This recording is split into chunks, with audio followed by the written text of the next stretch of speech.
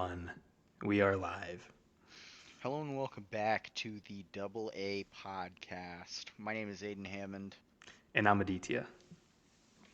and today we are going through our preseason sort of NBA rankings.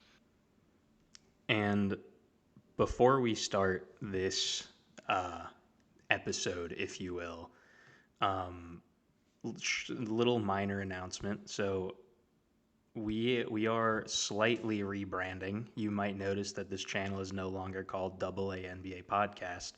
The name has been changed to Double A Sports, and the reason for that is because we're not just doing one weekly podcast anymore, and we're also covering sports other than basketball.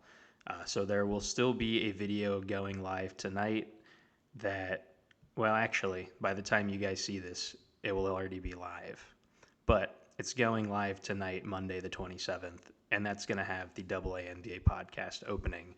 But here on henceforth and hitherto the future, we are Ooh, I to like be that. known as AA Sports. So, minor change, but I thought it was worth noting. Yeah, DT got into the NFL. That's another update. Yeah, oh yeah, I did. I started watching football in like 2021, kind of like around the same time we stopped doing the podcast. I was like, "Hey, this football thing's kind of cool. Let's see what that's about." And now I watch football. So, it gives us a little more stuff to talk about. Yeah, So, however, what are we doing today, Aiden? today we're hitting our uh, week late NBA preseason rankings. We have each drawn up a list. We did a practice run through of this last week. We have each drawn up a list of our preseason NBA rankings and what we think the standings are going to look like come game 82. What the playoff picture is going to look like, sort of. So we're just going to go ahead and get into it. Aditya, you want to start with the East or the West? Let's start with the East because I think the West is more fun, honestly. Okay, I absolutely agree. So, starting off at the 15 seed in the Eastern Conference, I think we both have the same team here, and it is the Brooklyn Nets. Yes. And I mean, again, we have the added context of a week of basketball, but these lists were made before the season started, just to clear things up. But the Nets are 0-3. They're looking really bad. They're kind of looking exactly like we were expecting. Cam Thomas and Michael Porter Jr. are going to put up a bunch of shots and a bunch of points, and everyone else is going to be there. Yep. And then Cam Thomas and Michael Porter Jr. are also going to do nothing other than put up shots and points. So, you know, this team is what we expected it to be. Uh, Yeah, I also have Brooklyn at my 15 spot. I think they downgraded their best player.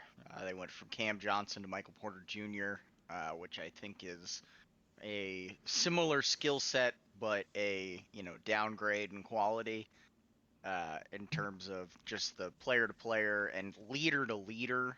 Like I don't know how great I feel about Michael Porter Jr. being a leader in my locker room at this point. So I'm not sold on them as good NBA team at all. I think they're going to be quite bad this year. So I've got them at the 15 spot. yeah, and you kind of see. I mean, I think at this point, Cam Thomas and Michael Porter Jr. have both had like a big game by their standards. MPJ had a game a few nights ago where he dropped Yep. 31 points, and they lost to the Cavs, who are a good team Yeah. in their defense. And then uh, Cam Thomas had a game where he dropped 40, and they lost to the Spurs, who are another good team. So they're looking okay. Like they'll put up enough points to only lose by like 10 or 15 to good teams, but they're not really going to be winning too many this season, I don't think. Yeah. Agreed. Um, Going on to the 14. We had a little bit of difference here. My 14 seed is the Charlotte Hornets. And going into the season, I was kind of looking at this team as like pretty much the last 2 years that they've kind of just been a big what if, right? LaMelo gets hurt, Brandon Miller gets hurt, something goes wrong in the most Charlotte way possible, and they end up bottoming out. Um, Yeah. I I don't watch much college basketball, so I really only knew about Con Knuppel from the tournament, and I knew like kind of what he was meant to be. He was going to come in and be like a kind of NBA ready-ish type of rookie, or as NBA ready as a rookie can be a shooter, a glue guy, that kind of thing. But my thing was just always health with them, and uh, through 3 games they've been good. They're 2-1. They have the best offense in the NBA so far, but it is a long season, and so I got to see more. I got to see Lamelo play 50 games. I got to see Brandon Miller play 50 games. I just got to see it continue. Yeah, absolutely agreed. I've got slight deviation at 14. I've got Chicago. Um, I I think they're going to be real bad again. Um, I don't. I'm not convinced that their young core is even like passable as a better young core than like Washington or Portland, what they've got going. Like they've been in a rebuild for a similar amount of time as those teams, sometimes some even more, and they just I don't see them putting it together again this year. I think Matas Buzelis is a very fun player. I'm excited to see his progression. This has nothing to do with him. I just I don't like that roster. I don't think that it is going to be. I don't think it's contingent with winning in the modern NBA or any version of the NBA. Yeah, I agree. So I guess I can segue into I had the Bulls at the 13 seed. That was my preseason prediction, and I kind of agree with everything Aiden just said. Right, like this team has some highlights. I think Matas Buzelis can be really good down the line.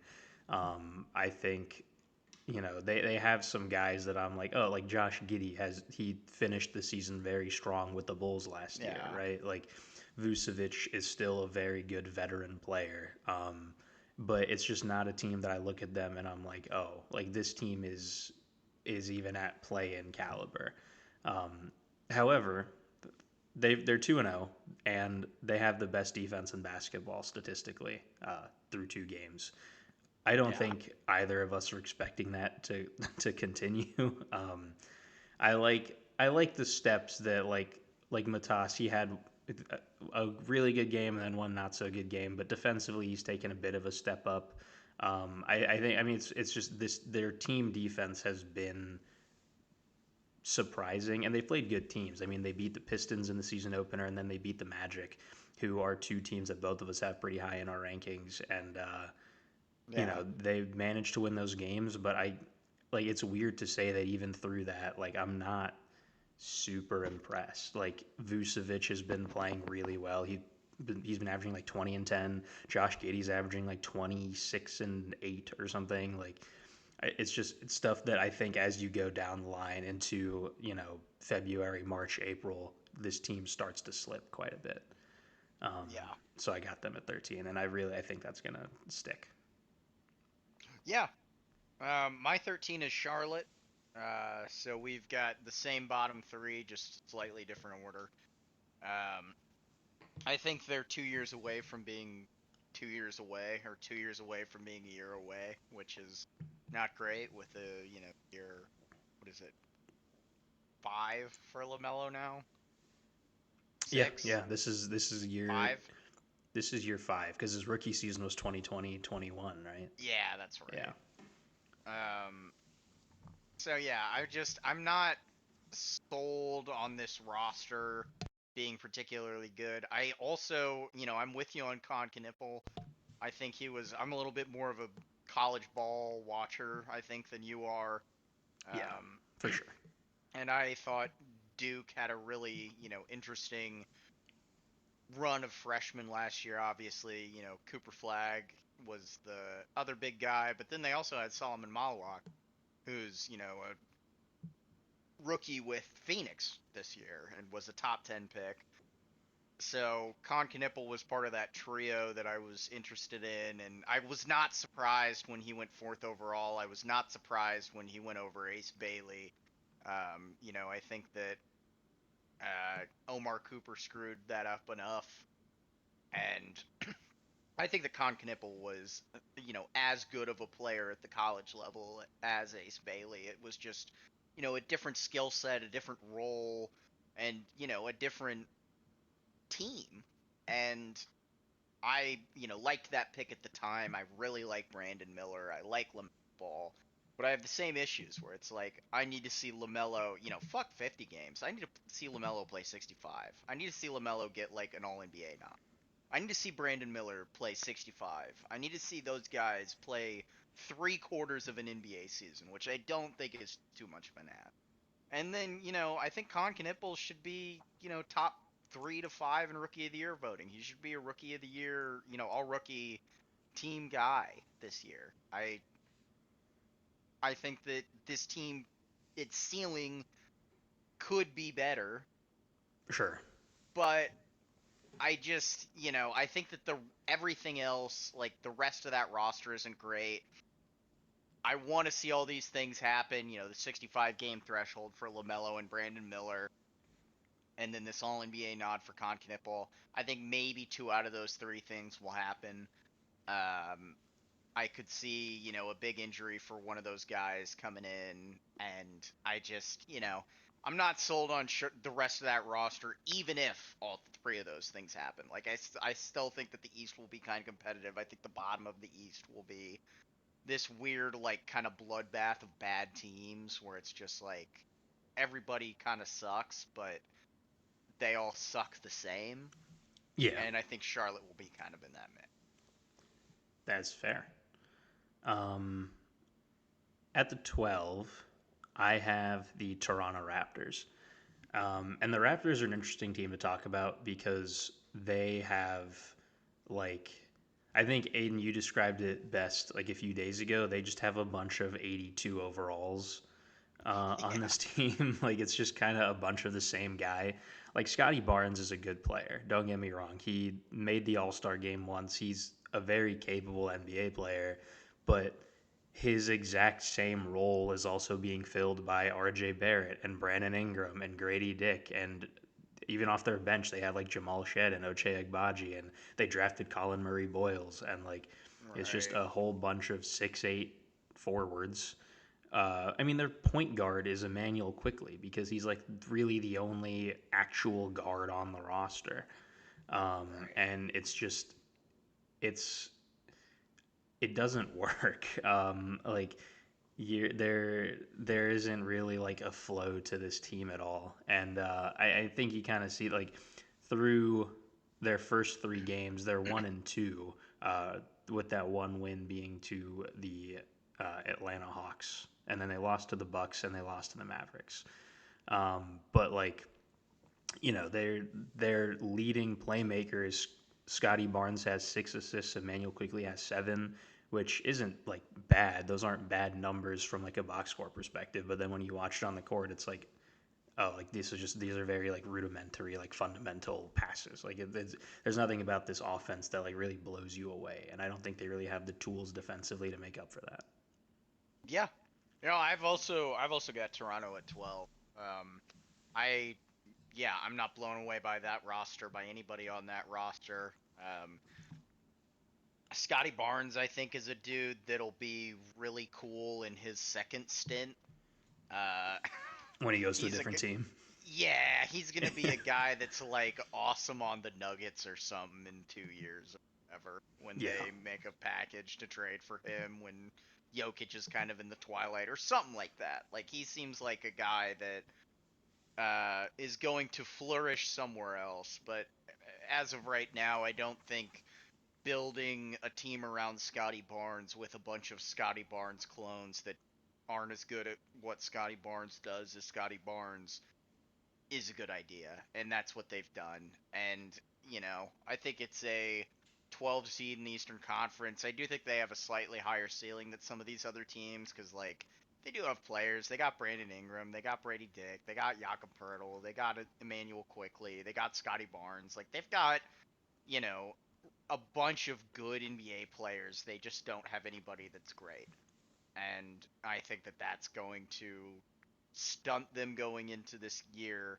I think that they could be a strong seller at the trade deadline because they've got a lot of dudes who, when we get into the top 5 or 6 teams that we've got in each conference, all of those teams are going to be looking to make a move for, the top 7 or 8 guys that the Raptors have because they're all Yeah, championship pieces. They just don't gel together on the Raptors. I agree, and especially like a guy like Brandon Ingram, for example. Like they added him towards the tail end of last season. He didn't play Yeah. much because he was hurt, or I don't even know if he played at all. Like kind of tuned out of the Raptors at that point in the year.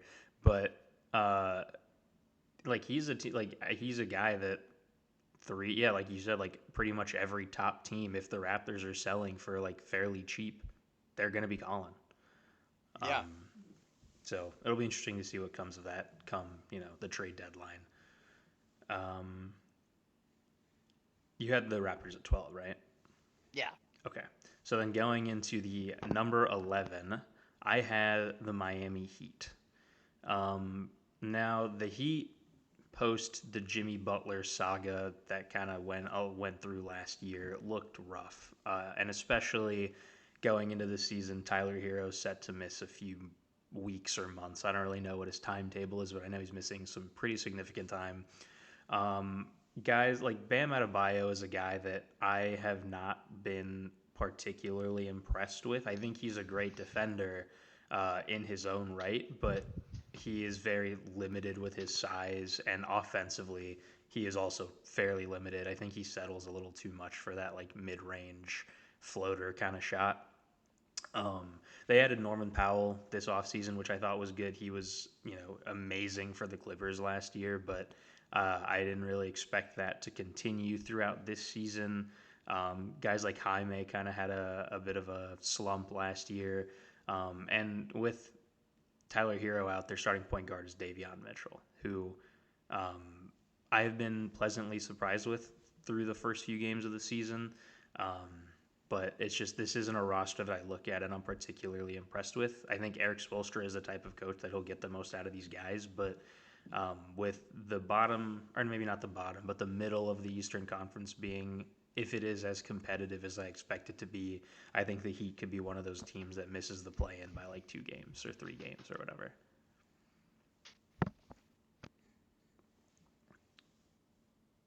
Aiden, you there? Oh, sorry. I guess I muted or something. My bad. Very good. Um, I agree with everything you're saying. I've got Miami slightly higher. I've got Washington at 11. Washington's got a very interesting young core. Alex Sarr is a player I'm keeping a close eye on this year. I'm very interested to see what he's going to do, how he's going to play. I have not watched any Washington Wizards basketball this year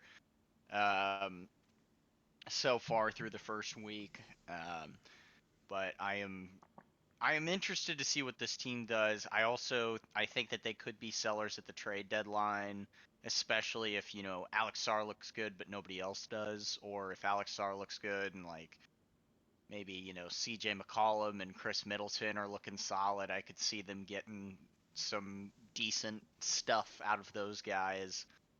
Um, so I'm not really gonna predict anything major for Washington besides them being like pretty decent, and I think they're going to be, the 11th seed in the East.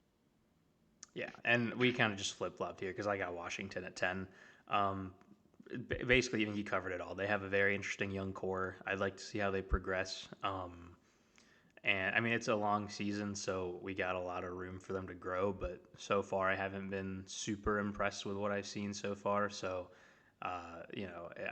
they could honestly go lower if we're being Yeah, honest. But I they're another team, like you said, that at the trade deadline it could be pretty interesting with some of their older veteran guys that are probably looking to compete one last time before they call it a career. yeah. Yeah, that's all I got. At 10, I've got Miami. Yeah, we flip flopped on this once again. I think at 9, we've got a pretty big deviation. Yeah, Um, but I've got Miami here. I think they're going to be a weird, interesting, fun team. I am a big fan of what I saw out of Khalil Ware in the preseason.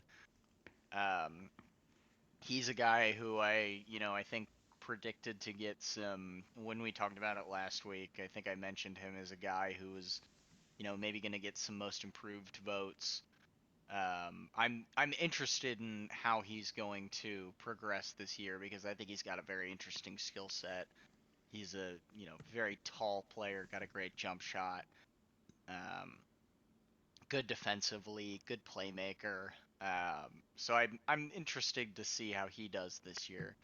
And he was a big reason why I thought Miami was going to be in the play-in conversation still, even without Hero for the first, couple months of the year.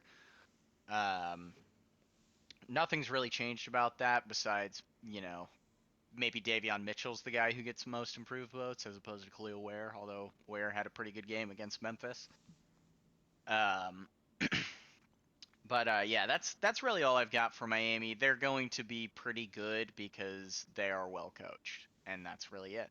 They Yeah. got a bunch of dudes in there. Like Davion Mitchell is a classic Eric Spoelstra player, where he's like, going into the draft, it was like he's a little undersized, but he's got that dog in him. Like, name me a better Eric Spoelstra player Gritty, description hard-nosed than he's a defender. little undersized, but he's got that dog in him. Like, Yeah. that's every player that they made a championship or a finals team out of when Jimmy Butler and Bam were there. It was like, yeah, we got Jimmy, Bam, and then a bunch of guys who got that dog in them. And Caleb Martin. yeah, it was Gabe Caleb Vincent. Martin, Gabe Vincent. Yeah. Yeah, it was a very interesting. It's a very interesting dynamic there. Eric Spoelstra gets a lot out of his players. And I think they've got some interesting young guys.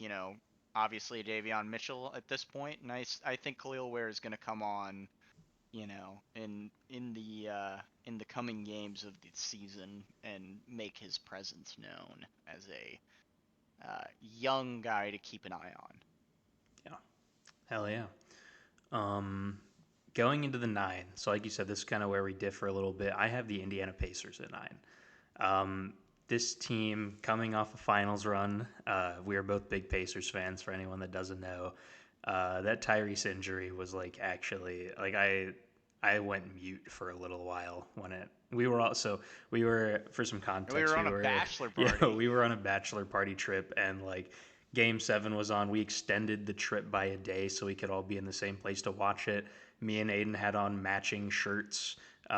We all Yeah, went out and got ice cream beforehand. It was like a whole thing. And then we were on like, the this is gonna be awesome, fellas. yeah, and then on the way back, we were walking back to our Airbnb, and the injury happened. And I think we I we think were I didn't. watching on a phone. We didn't even see it on a TV. We didn't even Yeah, get the game hadn't even been on long enough for us to get to a television. yeah. And like I think I didn't say a word until like close to halftime. Like it Yeah, was it was awful. yeah, it was bad. Um, And then we and turned it off in the third quarter and played Mario Super Sluggers. yeah, because we needed it. um, Yeah, then that was way more fun. We made a mountain out of that molehill, there you go. and Um, in the good way. I know that's usually a bad expression. but anyway, coming into the season, we knew the Pacers were going to take a step down. They lost Miles Turner to the Bucks. No Tyrese. Just some shakeups. But I had a little less confidence in them just because of like how important I think Tyrese Halliburton is to our team, like just as an engine. He's the engine of the car, if you will. And like our defense has Hmm. always been bad. It's never been really anything above below average. But we were able to kind of overcome that by just having the best offense in the league, and that was headlined by the best playmaker in the league, or one of the best playmakers in the league. And with Tyrese gone, the team slows down. You don't get those quick reads that you get with him. You don't get the shot creation for himself and others that you get with Tyrese. And we saw towards the end of that game 7 that like the team was still okay with TJ leading the helm, but Yeah. it's just not sustainable for long periods of time. And so coming into the season, people are really hoping for a jump out of Benedict Mather and Andrew Nemhard. And I think that's enough to keep them as a play-in team. I think Rick Carlisle's a good coach. You still have you still have Siakam, you still have Neesmith, you still have Obi, like all of the guys that were there outside of two of your key starters. But like the team is still there. There's just a few pieces missing. And then through the Yeah. first few games, also they've been dealing with some crazy injuries. They lost all 3 games they played so far. Um, but that's Andrew Nemhard went down. T.J. McConnell's been out all season. I think who else? We had a pretty extensive injury report against the Timberwolves this weekend. Yeah, no T.J. McConnell, no Tyrese. Obviously, Ben Matherin was out, but he's looked really good through the 2 games he's played. No Andrew Yeah. Nemhard, no Johnny Furphy, like no Talon Peter, who's a guy that I don't really. I mean, he's just a whatever guy, but he's kind of had to step in and play some minutes for us because of just how Right. hobbled this team has been. And honestly, I think the bright spot of this team going into this next season is we got our first round pick back. So Yeah. hopefully that'll be good. Yeah, I at 9 I've got a this was the big difference we had. I've got Boston at 9. Um my main thing with Boston is, he has won a championship. I am not sold on Joe Mazzulla, the head coach, quite yet. I think he gets a lot of hype because he, is funny in interviews and is one of those guys. But I have not seen anything consistently in games besides just like, guys respect this guy and want to play for him, which I do think is important. Um, but I I was like, this is gonna be the test for Missoula this year. They can and without Jason Tatum, who I think, it's a very similar situation to the Pacers, where it's like, he's not quite the playmaker that Tyrese Halliburton is, but he is twice the scorer that Tyrese Halliburton is. And that entire offense revolves around Jason Tatum being in rhythm. And when he's in rhythm, they're on. And so I thought just removing him from that equation, plus not totally being sold on Joe Mazzulla, equals a not great Boston Celtics season. So that's why I've got Boston at 9. And so far, you've looked pretty spot on. Yeah, I mean, um, we'll see. They've got a deep roster, and like Joe Mazzulla's got 79 games to prove me wrong, right, but it is a very I long just season still. I just am, I think they're going to be an interesting watch. They're a team I've got my eye on this year. Yeah. Um, Going into the number 8 seed, I have the Atlanta Hawks. Now the Hawks are a team that they made some moves this offseason. They brought in Nikhil Alexander Walker. They brought in Kristaps Porzingis. People kind of looked at this as like the year. This is the best team Trae Young has had since he's arrived in Atlanta. And the Yeah. East is wide open. If there's a time to go all in, it's right now. My only problem with them is I am questioning the ceiling of a Trae Young led team because they have great guys, but it's just I don't see it all piecing together. Like I think Nikhil Alexander Walker is a good player, but I think that's all he is. He's a pretty good role player. I think Jalen Johnson played really really well last season before he went out with his broken leg. And that's a hard injury to come back from, and to come back as that 20 point per game scorer that's also the team's one of the team's best defenders is a hard thing to do. Dyson Daniels obviously had a historic season defensively last year. It's unreasonable to expect that he continues that exact same trajectory again this year. And then you're relying on a bunch of young guys. You're relying on Asa Newell. You're relying on Zachary Risachet, Onyeka Kongwu to take that step up. Mohamed Gueye, I don't really know how to say his name, but like all these young guys to kind of take a step up. And also you're relying on Kristaps Porzingis to play again, 50, 60 games, and he's played one. So that's it. Yeah. It's just kind of that's the thing with this team and Trae Young. Last season I thought had a pretty underwhelming year offensively. His playmaking's always been good. He can get you those 10, 12 assists a game, but he was for most of last season shooting sub 40% from the field. The shot just wasn't falling. He was still turning it over. And it's hard to win a lot of games with that as your engine. And through the first few games, that like Onyeka Okongwu looked like he's taking a bit of a step up.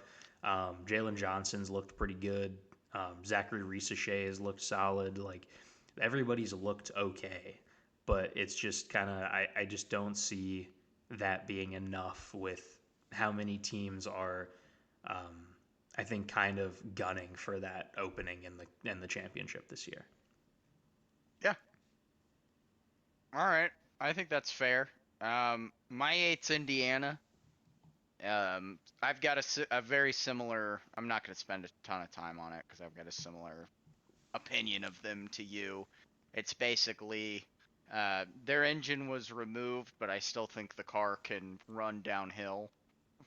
Sure. Uh, I think that this team, obviously the injuries are going to be an issue all year. They were an issue last year. This team still got to the finals, but like Andrew Nemhard started the year injured. Tyrese started the year kind of hobbled because he was coming off of an injury. That their entire it felt like their entire center rotation tore their Achilles at one time or another. Like if it wasn't Isaiah Jackson, it was James Wiseman. We were starting Tony Bradley at one point.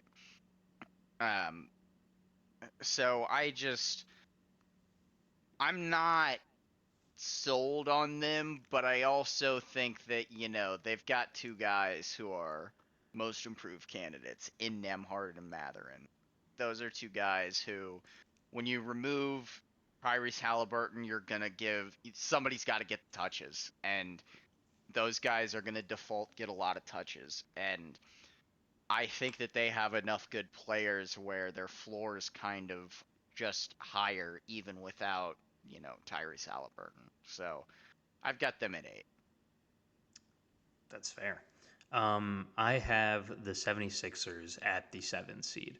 And this was one, like the 76ers were really the hardest team to predict coming into the season just because the status of Jared McCain's injury, the questions about VJ Edgecombe coming in as a rookie, and then obviously the big one being Joel Embiid's health and his recovery coming into this year. Yeah. He played, I think, the last preseason game for them, and then he's played uh,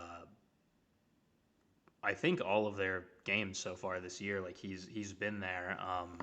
He obviously is going to take some time to get conditioned, get back into game shape, and like he with how careful they're going to be and with how injured he's been over the last year, like he might not return to form, right? And so it's hard to kind of Yeah. predict something like that.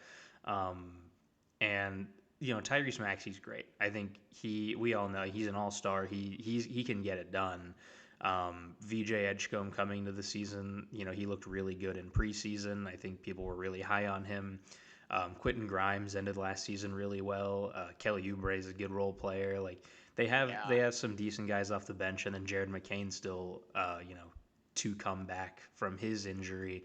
He was probably the runaway rookie of the year last year before his injury. And then Paul George too. You're kind of hoping he can slightly return to form and maybe improve his production from last year. But this is a team where I was kind of limiting them to 7 just off of Joel Embiid's health and just the health in general. I mean, all their guys are kind of hobbled right now. Yeah, I've got Philly at 7 also. Pretty much the same reasoning as you. I think that they've got a low ceiling just because of, in theory, two of their three best players are guys who you really can't rely on to play a ton of basketball, and that's Paul George and Joel Embiid. But then also, like, you've got the Jared McCain question mark, coming into the year with like how he's going to play coming off that injury, how he's going to return to form, if he's going to. But with all that being said, they've also got kind of a high floor because they do have a guard rotation that, with the addition of VJ Edgecombe and with the return of Jared McCain, could be one of the top 4 or 5 units in the league, and that's important. Um, Paul George, if you get just like 60% of Clippers Paul George, which isn't even the best Paul George, you're gonna get a pretty decent rotation player. Joel Embiid, I don't think he is an MVP caliber player anymore. I think he's just at the point where he is too beat up for me to say that going into an NBA season. But uh, I think that he is still, if he's 75% of the guy and plays 60 games, that's still a good team, I think. And so I'm not going to totally say that they're going to be ass, but I'm not going to say that they're going to be good enough to be like out of the play-in completely. So I think seven's a good spot for Philly. And coming in at 6, I had the Milwaukee Bucks. The Bucks are, I mean, Giannis is Giannis. We all know who he is. We know how amazing he is, and he's been on an absolute tear. Like he's a Yeah. man on a mission. And I mean, even coming into the season, I think he was pretty, maybe not consensus, but I think a lot of people had him as the second best player in the league behind Nikola Jokic. But it was really just a question of the others on this team, right? Damian Lillard tore his Achilles. They cut him. They used that money to bring in Miles Turner, who was one of the Pacers' best players last year, at least through the regular season and first 2 rounds of the playoffs. um, they brought in Cole Anthony, who can be a very serviceable point guard. He's very solid. They retained some shooters like Ryan Rollins, Gary Trent, AJ Green, but that's just kind of a okay roster being led by Yeah. somebody that's asked to do so much. Um, and especially considering, the last, 5 years or whatever, Giannis has been injured. I don't think he's had a healthy playoff run since 2021. Yeah. And, asking him to carry even more of a burden through the regular season, like, for the most part, he stays healthy and he makes it to game 82, only missing 10 or so. But then come playoff time, he misses most of the first round. So, with that higher usage rate, maybe those injuries come a little sooner. Maybe he tweaks something or sprains something or whatever the case may be. And if you lose Giannis for even 2 weeks, like this team is Nets level. This is worse Yeah. than the Nets without Giannis. Like they can't function that way. So I think their ceiling is limited, but Giannis is good enough that I can't in good faith put them lower in the East. Yeah, I absolutely agree. I also I also have Milwaukee at 6. Guys, I Um, swear the West is more divisive. yeah, it is.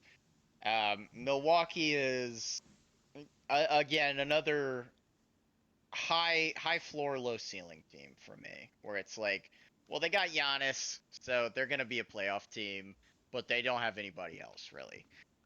Through 3 games, Cole Anthony I think is looking like more of a most improved player, the candidate than I thought he would be.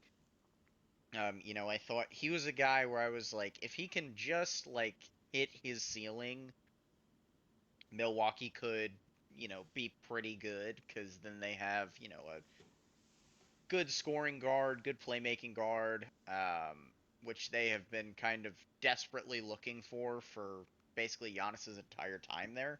Yeah. Yeah, he's looked Um, really good. but that being said, that roster's still not deep. They're still giving, they're still relying on clutch minutes from Kyle Kuzma, which is a terrifying sentence for any NBA team. Uh, so yeah, I've got Milwaukee at 6. And I think with this team, it's important to note that uh, they don't have room to really improve this roster. Like they're in cap hell. They've traded all their future assets. Like this is the team. This is what they have, Yeah, right? So they're limited. Um, Coming in at the 5 seed, I had the Boston Celtics. I I drank the Joe Mazzulla Kool-Aid, if you will. I thought he was. I mean, I still think he's a very good coach, but I thought this was a year for him to make a coach of the year case, make a case that like I'm not just Ime Udoka's replacement that was inherited a good team, but I am a very good coach in my own right. This team, you mentioned it in your discussion of them. They're hobbled. They don't have Tatum. They lost a few guys in the offseason, and they are a team that lives and dies by the three ball. And so Yeah. when you're not, last year with the way their offense was humming with all the weapons they had, you could get an almost guaranteed open three pointer like every possession. Like Yeah. and you just don't have that right now. And Jaylen Brown has done his thing. He's done what we've expected him to do as somebody that can be the second star on a really good team. Derek White, I think we were both kind of expecting to take that step up. He was a borderline all-star last year, kind of expecting that to continue. And then they have other guys like a Peyton Pritchard, who in previous years hasn't really gotten too many minutes just because of how deep they are. Like I wanted to see him take that step up. Anthony Simons was another kind of interesting offseason acquisition for them. I thought, and again, I still think he can be really good for them, but they just have a lot of guys on this team that they're not really pieced together yet. I feel like I've only watched one of their three games, admittedly, but in that game they didn't really look like the cohesive unit they've looked like in the last few years. It's more so just been like a pass it around, somebody will get open and we'll take that three. It seems a little more forced, which makes sense when you're missing a top 6 or 7, fuck, top 5 to 8 basketball player in the world. Yeah. Um, but I think the season's long. I can see them kind of clicking if everyone gets healthy. If the wheels start turning a little bit, um, I can still see them hitting that 5 seed. Yeah. Um, my 5 seed is the Atlanta Hawks. Um, I really like this roster. Just gonna be straight up. I really like Jalen Johnson. I thought Kristaps Porzingis and Nikhil Alexander Walker were great offseason additions for what they're trying to do with this, like, have this long defense to kind of make up for Trey Young's defensive liabilities. Um, this was the first year where I was like, it's kind of, coming together around him with what the clear vision is, where it's like, okay, let's get a bunch of wings, basically. Let's get a bunch of wings and guys that can shoot so that we can have guys that can take pressure off of Trey Young both offensively and defensively, because you have to cover everybody on the floor when everybody's, 6'8" or above and can shoot outside of Trey Young. And then defensively, it's basically playing a 5-on-4 defensively, but the four are all really good. Yeah. So I have, to quote Aditya, I've drank the Kool-Aid here on Atlanta, and I'm ready to see what they can do. I really like Risha Shea. He's one of those dudes that went number one in a draft, so people kind of forgot about him, but I didn't. I paid attention to him last year. I liked his progression in the second half of the season, and I think he's going to be a really fun guy to, watch this year. I think Atlanta's going to be a fun watch this year. I liked what they did in the offseason. I think they've put the best pieces around Trey Young that they've put around him in his career. Um, yeah, I've got Atlanta at 5. All right. Coming in at 4, I have the New York Knickerbockers. Ooh. This team, I mean, they brought in most of this team is the same as it was last year. They've added a little more bench depth, and guys like Jordan Clarkson and Landry Shamet, I think, was there last year. But they brought in Jordan Clarkson, and they through the coaching change that they went through this offseason, I think the goal was to kind of use their bench a little bit more, take some of that pressure off the starters. I just just don't like that coaching change at all. Like, I don't think the Knicks are a team that can win with Tom Thibodeau under normal circumstances. I think he is a guy that just relies on his starters too much, and then by the Yeah. time you get to game 20 of the off or of the postseason, your guys just can't do it anymore. But I don't think Mike Brown was that answer, and I don't think the Knicks did either because they had tried to interview like 30 people and everyone said no, and they were left with Mike Brown. Like he wasn't Plan A, he wasn't Plan B, he wasn't on the alphabet scale of plans for them, but nobody else wanted the job. And I think he's maybe a fine coach, and like this team is talented enough that they'll still be good. Like that's why I have them at 4.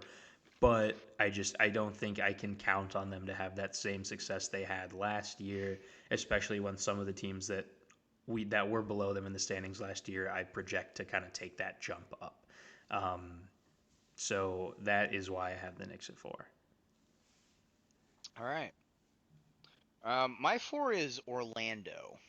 Um, Orlando, I think, is in a very interesting position where they went all in on a player that I think a lot of people would not have predicted a team would go all in on.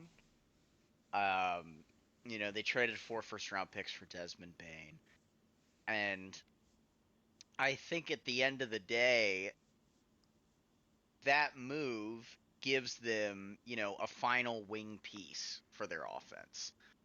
And I like Paolo Banchero to continue on the trajectory he's on.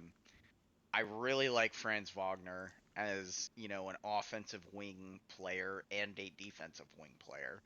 I think those guys are, the long guys who can stretch offensively and defensively are some of the most important players you can have in the modern.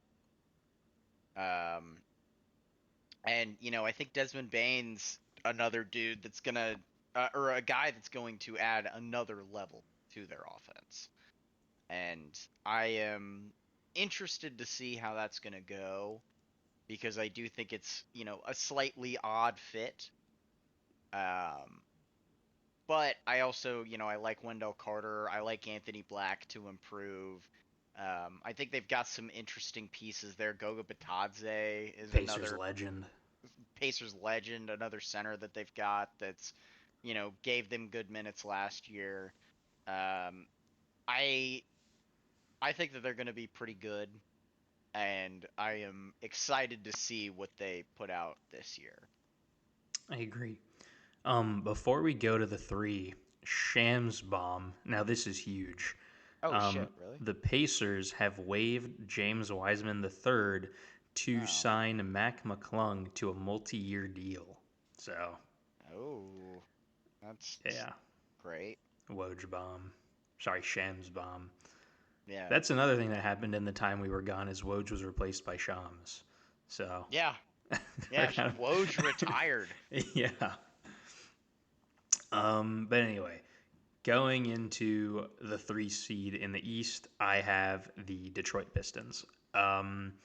This is a team that I think we're both really high on. I expect Cade to kind of take another jump this year.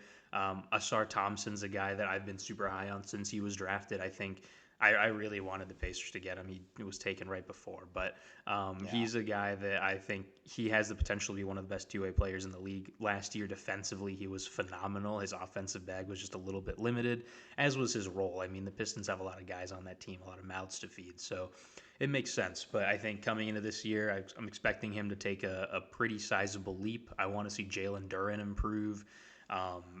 This is a team that I think coming into the playoffs overplayed their expectations, right? I mean, they took the Knicks Yeah. to 6, and for all intents and purposes, could have won that series if a few shots go their way and a few calls go their way, and whatever the case may be.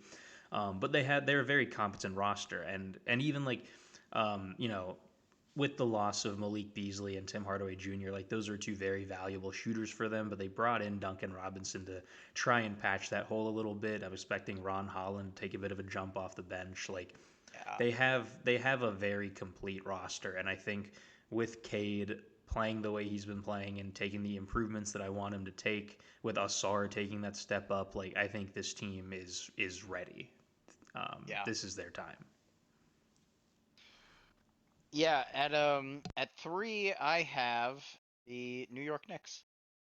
I think their roster is simply too good to not succeed in the Eastern Conference this year, with Boston and Indiana both being kind of out of the picture. I don't really care about the coaching change until the playoffs. Um, the one thing I will say is I preface that with until the playoffs because I do think that's going to matter. I think that team had a big identity that was around Tom Thibodeau and around playing a certain way when it came down to, tight minutes and close games where it's like, yeah, our best 7 guys are going to play 40 minutes. And Yeah. that's just, I think it was part of their identity. I think it was an important piece of them. And I think losing that is going to be uh, not great for their, championship hopes in a depleted Eastern Conference. I agree. I will say the one thing I've liked from them so far is Jalen Brunson's been playing a little bit more off the ball and getting kind of the off ball movement to get his offense Yeah. going, which I've liked a lot. Um, Going into the 2 seed, I have the Orlando Magic. And you kind of covered everything that I wanted to say about them. I think the Desmond Bain acquisition was huge for them. I think guys like Anthony Black can kind of take that step up, fill that guard role that's maybe missing from Cole Anthony. I think Jalen Suggs is a great player. Like, they have a very good team, and like last year, they had I think the second or third best offense in the NBA or defense in the NBA, and their offense was just lacking. They just didn't have the weapons around Paolo.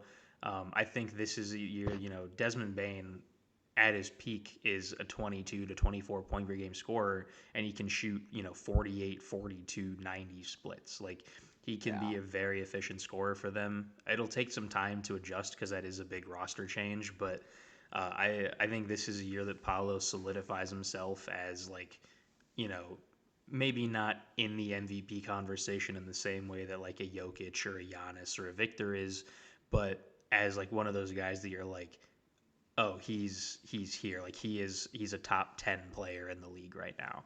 And Yeah. if he can take that jump, which I'm hoping he can, like, the sky's the limit for this team, and I think it's going to lead to at least a lot of regular season wins for them. I mean, in the playoffs last year, he averaged like 30 in that loss to the Yeah, he was Cavs. he So was like, awesome. yeah, and like if obviously I'm not going to expect him to do that for a full 82 games, but if he can, play at that level, I don't see why they can't kind of take the league by storm. Yeah.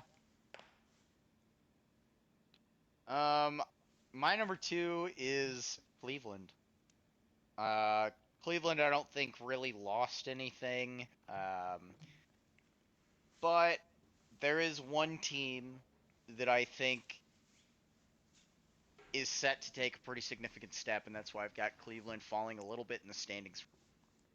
Um, that being said, I think that Evan Mobley is going to be a guy that continues to take steps offensively and continues to put himself in that top 15, top 10 player conversation. I think he's a year away from, like, MVP contention, but I think he's a guy that it would benefit them to run everything they do through him. I think he is the best player on that team. I think he's better than Donovan Mitchell, and I want to see more out of them utilizing this season. Um, that being said, though, I still think, like, base level, that roster is just good. That's really it for me. I think that they've got a ton of good offensive weapons. They've got, Donovan Mitchell, who's an easy 30 piece every single night that you need him to get 30. Um, Darius Garland, is going to come back and be one of the better offensive engines. And Jared Allen, can't forget him. Solid offensive player, but really, impressive. with Evan Mobley on the defensive end, I think that this team's going to be good. Yeah, I wholeheartedly agree, which is why I have them at the 1 seed. They're a team. I mean, last year they won like what 30 games in a row or something crazy. Like they were rolling, and Yeah. like you said, their roster is still there. All their guys are still there. Evan Mobley is insane.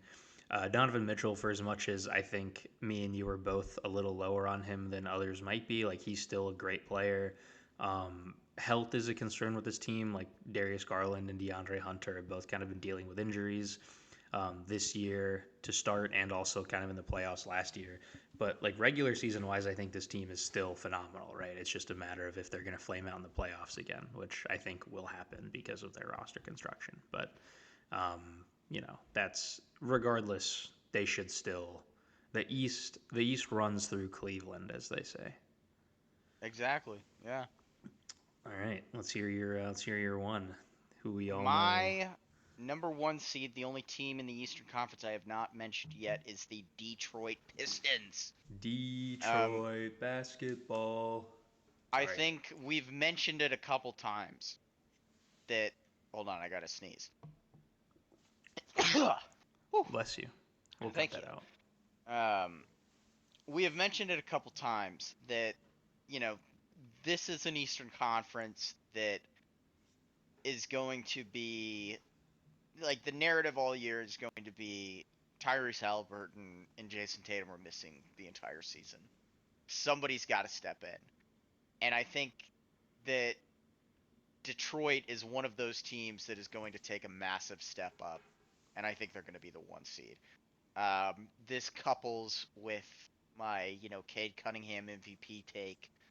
Um, I think that Jalen Duren, Oscar Thompson, and Jaden Ivey eventually when he comes back are all primed to be beneficiaries of a just Cade Cunningham masterclass season. And I am ready to watch a lot of Detroit basketball this year. I'm ready to see them, take advantage of an Eastern Conference slightly depleted and, build on that. That was as successful as a 6 game playoff loss can be. Like that series was such a good step forward for that franchise, for that city, for that basketball culture, for Cade Mm-hmm. Cunningham, Jaden Ivey, Jalen Duren, Oscar Thompson, like all those dudes getting to experience that type of playoff atmosphere was huge for them, and I think that they're going to take another big step this year. I agree, and hopefully Jaden Ivey can come back soon. I think the team does miss him. Like he can be that like second scorer next to Cade that I think they Oh, for need. sure. All right, well that is our Eastern Conference. We are an hour in. Let's go to the West. Yeah. Um, would you want to start this time? Yeah. I've got Utah at 15. They are bad.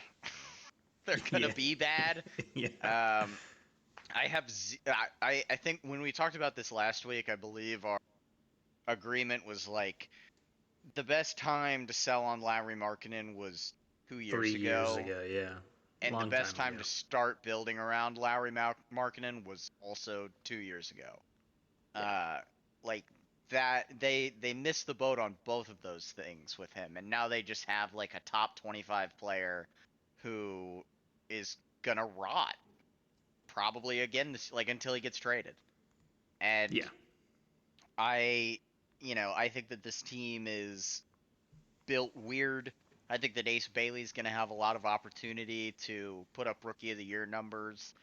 Um, but ultimately, I don't think it's going to matter. I think they're going to be quite bad. And I think that Danny Ainge has massively failed at whatever he was trying to do here, which is still kind of unclear.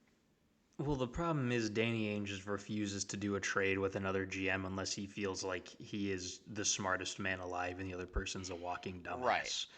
And it makes it hard to trade a guy like Lowry Markkinen who's very capable, but it's not like he's a consistent all star, right? Like he could be if he was on a good team, but he's not. And so it just kind of is what it is. And I guess for the record, I also have the Jazz at 15. For pretty much the same reasons that you do. I'm just not very high on, I mean, this team as a whole, but also really just not this young core. Like, Bryce Sensabaugh can be okay. I think Walker Kessler is like limited but solid. I'm not super high on Keontae George. I'm not super high on Walter Clayton. I'm not super high on Kyle Filipowski. Taylor Hendricks missed pretty much all of last year, if I'm remembering correctly. Like, Cody Williams isn't a guy that I care for. It's a bunch of nothing burgers on this team, and like Yeah. Ace Bailey, I think he can be good, but I think he's also one of those rookies that's going to have the, um, I guess, most rookie pains. Like, I think if you look at this class 3 years down the line, he's one of the best. But I think for this season, he's probably not going to be that, and that's okay. But it just doesn't really inspire much confidence in this team to win. And Yeah. hopefully Laurie's traded this year. But if he's not, then they might win a few more games. But it's still the most one of the toughest Western conferences we've had in a long time. And if he does get traded, then I mean they win. They probably win like 10 games or something. So Yeah. yeah, At my number 14, I've got the New Orleans Pelicans. This is a kind of based around a trade I'm gonna predict, which I will get to when I get to the other team in my standings prediction. Uh, but I just am not sold on anything that the Pelicans have done ever since they have been in New Orleans, basically. They have completely failed to build any sort of infrastructure around Zion that would be good, but also Zion hasn't really held up his end of the bargain because he hasn't played. Um, so they got Jordan Poole. That's gonna be fine, I guess. Uh, but yeah, I'm not really expecting much out of New Orleans this year. And as I said, I think it's the players they're gonna trade is Zion. But I'll get to the destination when I get to that part of the standings. sure. So my number 14 is the Phoenix Suns. This is a team that they really have nothing, right? I mean, I think the haul they got for Kevin Durant this offseason was like decent. I think Dylan Brooks is a decent player. I think Jalen Green is a decent player, but they really just don't have anything. Like, I mean, Devin Booker's going to put up insane numbers, but he's also making $75 million a year. Or maybe not yet. Maybe that kicks in next year. But still, he's making 50 plus, and they're kind of in cap hell with the whole Bradley Beal situation anyway. Like, their team is Devin Booker, Dylan Brooks, uh, Jalen Green, and Grayson Allen. That's like really the Yeah. only NBA players they have on this team that are worth mentioning. I think Maluach from Duke can be good, but he's another guy that I think is not going to be good right away. He's a bit of a project. And like they just have nothing. This is very similar to, I mean, Devin Booker's only had like 2 or 3 seasons of winning basketball in his career. Like you can look at anything outside of 2021 through 2023 and like these teams just don't win games. And this team looks a lot like those like 2019, 2020 Suns teams that were just not very good. Yeah. And it just I don't think they can stay afloat like this. Yeah. I think that's totally fair. I'm not sure if Phoenix is going to be much better. I think that the four worst teams in the Western Conference, I think there's a very good chance that those are four of the five worst teams in the entire NBA. It's Like I think the possible. Yeah. only Eastern Conference team that's in the conversation with the bottom four I've got is Brooklyn. I think Chicago's kind of a step above all these teams, That's which fair. makes way for my number 13 team, Sacramento. Um, they should be the biggest seller in the entire NBA right now. They have three players who I think you could feasibly get a first round pick for. Maybe not uh God, I'm Zach. Zach Levine. Yeah. Why the fuck? You Yeah, that's how. forgot Zach That's how. Levine. But I think you could still get a first out of DeMar probably and Sabonis. I think you get a first or two out of him. They need to be huge sellers they need to be huge sellers before Christmas. They're gonna be bad. They should be bad. Um, they got rid of Fox last year because I think that they were convinced that somehow, getting Zach Levine, like swapping Levine out, was the solution there. It wasn't. They're bad. I think I think that they're going to be terrible this year, and they should be huge sellers. I agree.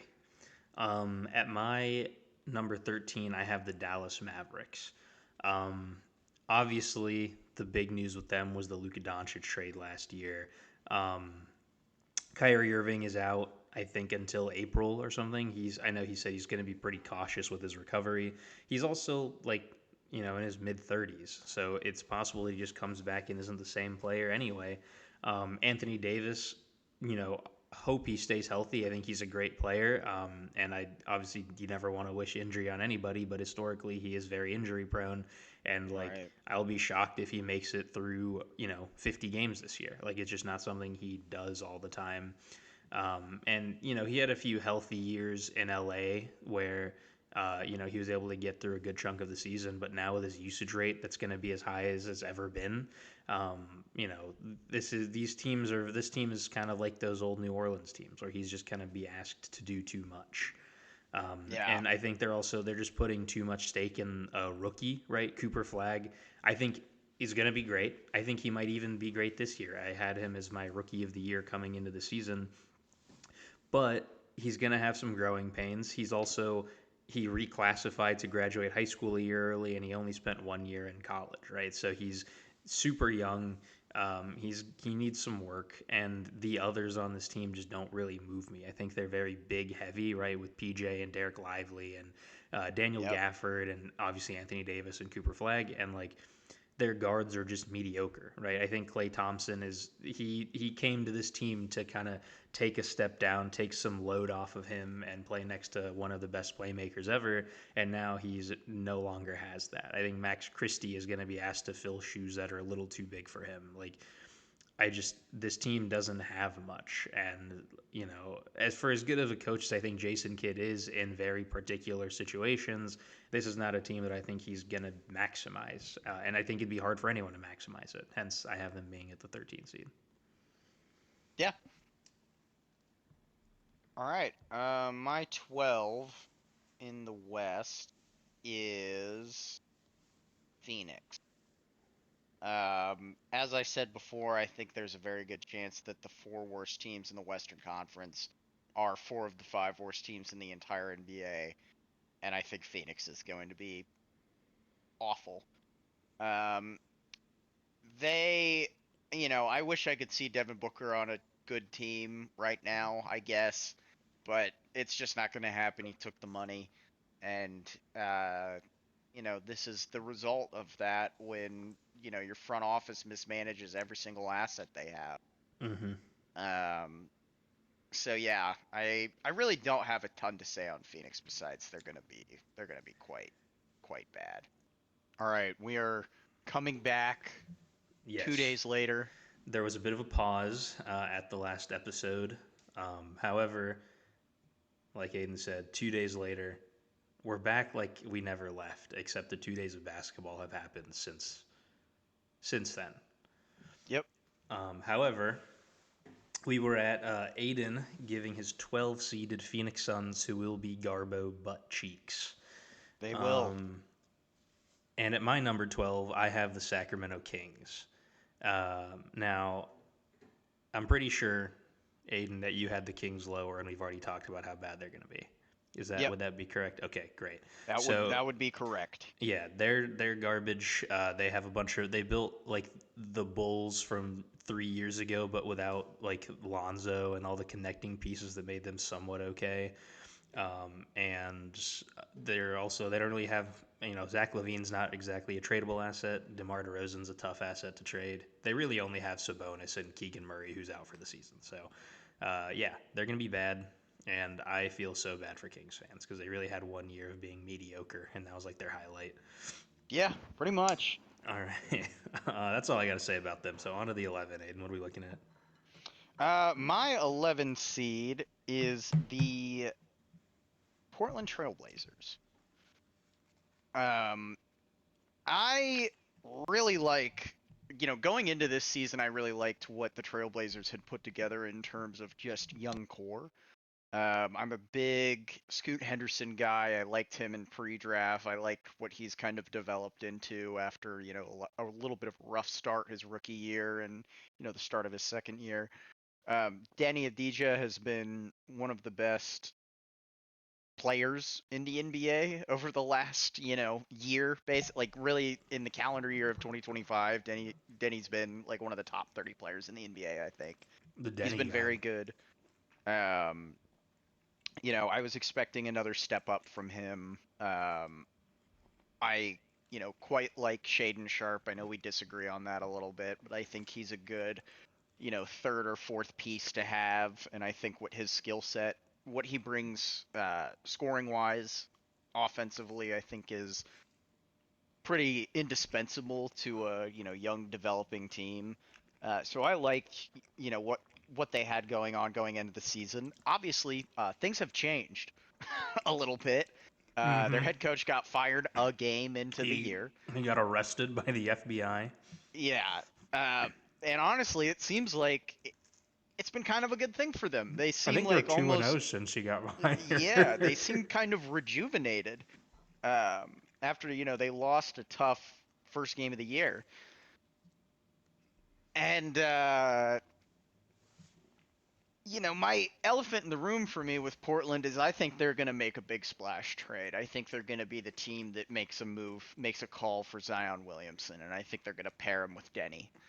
I think that it's, going to be some sort of package centered around like Shaden Sharp or Scoot, maybe Donovan Clingan in there and a first or two. I don't really know what Zion's going to be worth depending on when they trade for him or if they trade for him. Obviously, this is a Right. hypothetical, but it's But a also a damn good one. prediction. Yeah, I think that they're going to be the one that does it. They're a team that I think could gamble and stand to lose still at this point with some of the assets that they've acquired. Like, I do they still have two Bucks picks or one Bucks pick? From the Drew Um, Holiday trade? yeah, I feel like they still have one. Let me Uh, investigate. I don't know. I feel like they've played their cards right. Is I guess what I'm saying, and they can stand, especially with like what Zion Williamson is going to require to acquire asset wise. Like what I did there. That is very good. Um, I think it's tough for me to just sit here and say they're not in the position to do that because they do have a bunch of guys you can put in a package. They have, even just if it's their own picks, they can use those picks and they're fairly valuable still. And, maybe the Pelicans look and they're like, we'll take Shaden Sharp. We'll take two young players and, a first round pick for Zion, which could be huge for for any team that's making a move for him because I don't think he's guaranteed. So it would be nice to retain your first round pick, but with the ceiling he gives you and your team and the ceiling he provides to a playmaker like Denny, I think it's worth taking a flyer and, I agree. maybe giving up a core player and a first round pick. So, Um, real so quick, that's yeah, sorry. yeah. Go ahead. According to RealGM.com, which is the best source I could find in my Trusted brief source, Google search, trusted source of the um, AA NBA podcast. yes, a friend of the podcast, if you will. Yeah. This year and next year, they have their own pick, but it's a pick swap to Chicago if they make the playoffs. And then in Okay. 2028 and 2029 and 2030, they have a pick swap with Milwaukee to get the That's what it better of the is. They picks. still have all of Milwaukee's best picks in perpetuity. Mm-hmm. Um. So yeah, even more reason to take a flyer on Zion. So I'm gonna plant my flag there. I do think it's going to be a fairly late season move, and I do think the West is going to be kind of a bloodbath this year. So I don't know if it'll take effect this year. But also, they've already kind of proven me wrong, like a week into the season, because they replaced their meh coach with a what seems like at least a guy who Portland wants to play for, Yeah. and have gone out and won some tough games so Mm-hmm. far. And So lo and behold, Denny looks like a better player. Oh, look at yes. that. Look at how that works year to year. Yeah, Denny has looked incredible. Um, if people have watched my video, our previous video coming out before this one that's already out now, I had predicted Denny as my most improved player. So I Yes. 100% support this take. My number 11 seed is the Memphis Grizzlies. I know some people Okay. were really high on the Grizzlies coming into the season. I'm not. I really have never been, as far as I can recall. I think John Morant's a really good player, but he's a very specific type of player that is hard to win with. Um, I He's think, the worst type of good player to have. yeah, I think his injuries have been kind of a problem with them these past few years. He got injured in the first round last year against the Thunder, and I know he said he had figured them out already, and whether or not you believe that, he was unavailable for games 3 and 4. Um, Jaren Jackson Jr. has obviously dealt with some injuries throughout the years, and I think the Desmond Bain trade is going to hurt them a lot more than people may realize because they really, you know, outside of their big two, this roster is a little depleted.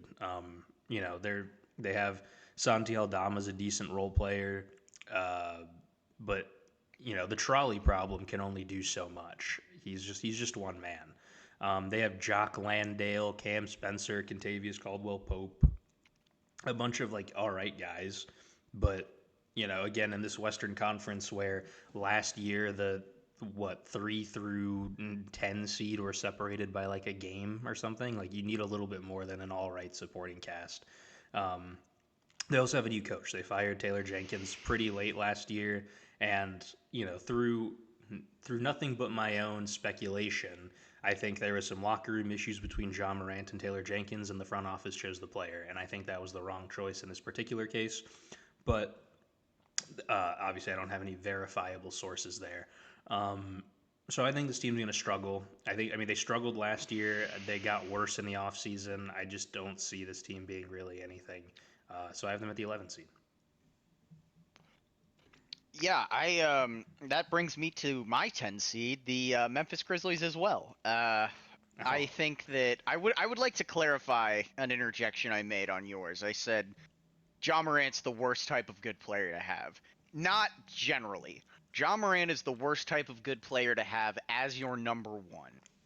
yes. And what I mean by that is you cannot have a high volume scoring guard with an unreliable 3-point shot as your number one. It simply cannot happen. It is what has hamstrung every single 50, 55, 60 win team Donovan Mitchell has ever been on when they get to the playoffs because Mm-hmm.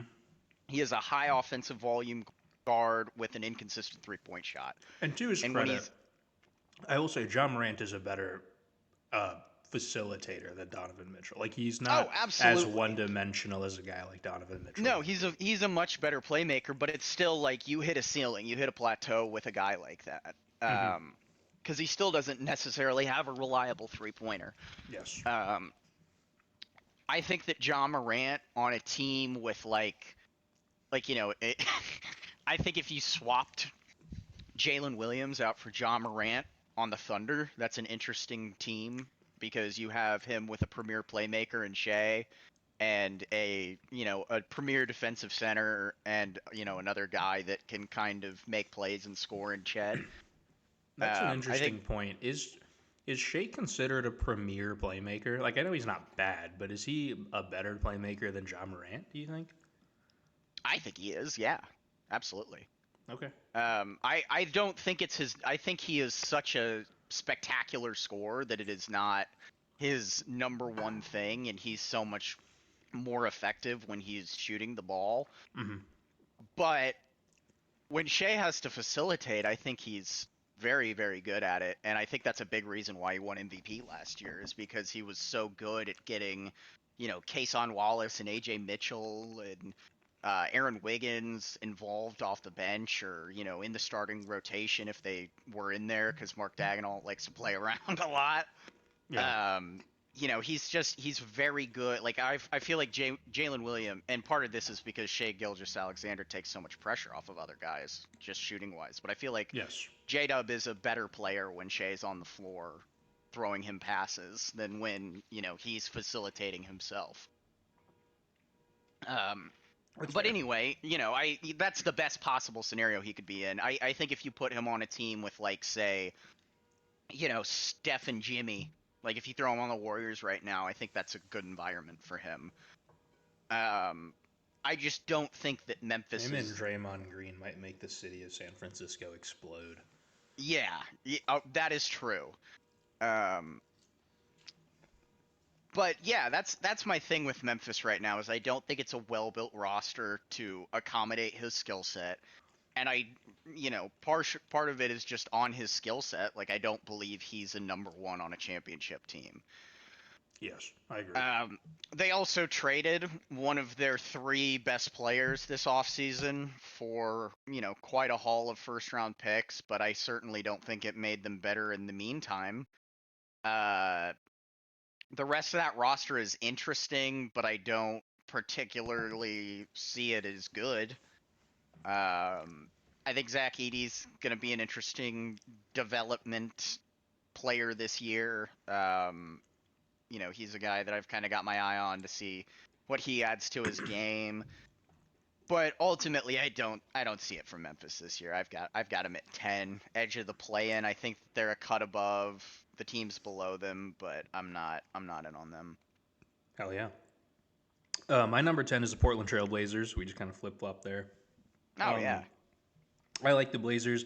I'm a big Denny fan. I've been a big Denny fan since he was drafted. He fits the exact prototype of player I like, which is two-way wing. yep, And I mean, I like the other assets on this team. I think if Scoot Henderson can develop some more point guard tendencies, he can be the perfect one for this team. But in the meantime, like Drew Holiday is a great veteran for them.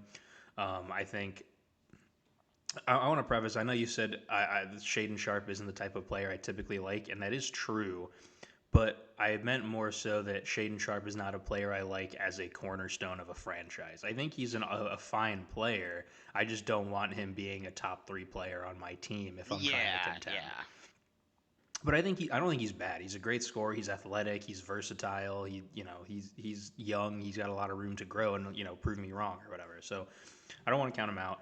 I like Donovan Clingan. I think he showed flashes last year. They can be really good. He is a good defensive guy, good rebounding guy. Um, Also, I am a big believer in the Yang dynasty. Yang. I think is it Hanson Yang or Yang Hansen? I don't really know. I think it's Hanson Yang. Yeah, Hanson Yang. I think he's great. Let me rephrase. I think he can be great. He hasn't really done too much yet in his NBA career, but he had a promising summer league and preseason, and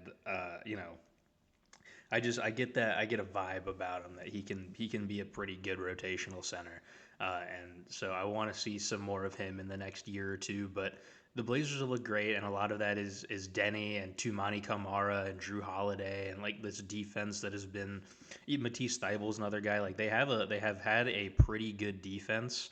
Um, Jeremy Grant's been Jeremy balling Grant, this yeah, year. Jeremy Grant's been great through 4 games. They lead the league in steals, and the rest of their defense is actually kind of mediocre. But they have guys that are like good individual defenders, um, and I don't know. I'm just excited to see what this team can do. I also think it's one of those teams that like as the season progresses, they might figure some things out and go on like a little 7 or 8 game winning streak here or there to keep them afloat in this uber competitive conference. But I like the Blazers, and I think they can make the play in this year. Yeah. The farther we get into this, the more I don't really know why I have Portland as my 11 as opposed to my 9, because I kind of want to flop that right now, but I'm not going to. I'm going to stick with what I got. So at the 9 seed, I have the Dallas Mavericks. this is a big difference between Aditya's and mine. Did you have them at like where'd you have them? 13. Yeah. Um, I where I am on the Mavericks is basically I think that they got I don't know, like Cooper Flag is certainly not the best number one overall pick I've ever seen, but he is, I think, the most well-rounded in terms of offensive game and defensive game, just base level play, what he does well going into the NBA. He Very is NBA ready prospect. he feels like one of the most surefire like 15 7 and 7s I can remember going into a draft with like, 2 to 3 stocks a game. And that's like what I think he'll be at the end of this year. Um so going into this year, I was like I think that Cooper Flag is going to be a dude that, lights it up this year, has one of the better rookie years that people can remember, and just, looks like a professional so quickly. I also like Anthony Davis is a Hall of Famer. I'm not going to sit here and say I love Anthony Davis or that I have been a AD defender over the years, because I really haven't. If anything, I've probably been a little more of an AD hater. Um, but Anthony Davis is a surefire first ballot Hall of Famer, still one of the best defensive players in the league, and a dude that, as a number one scoring option, which I think he will be, or is going to be this season, uh, I I believe a team with that can be good. Also, like Kyrie Irving will be back probably post All-Star break, but he'll be back for a playoff push. Yeah, I think his target is like April, maybe. Oh God, Maybe is it April? Oh that's yeah. I don't know for sure, but I feel like I that's thought what it I've was like heard. March, February. I was seeing March, February for a little bit, but that might have been like, I know Tatum's trying to come back early, but also I think what did Kyrie Kyrie? said he's gonna take his time with his rehab Yeah, because he's a little older as well. yeah, that's true. Um,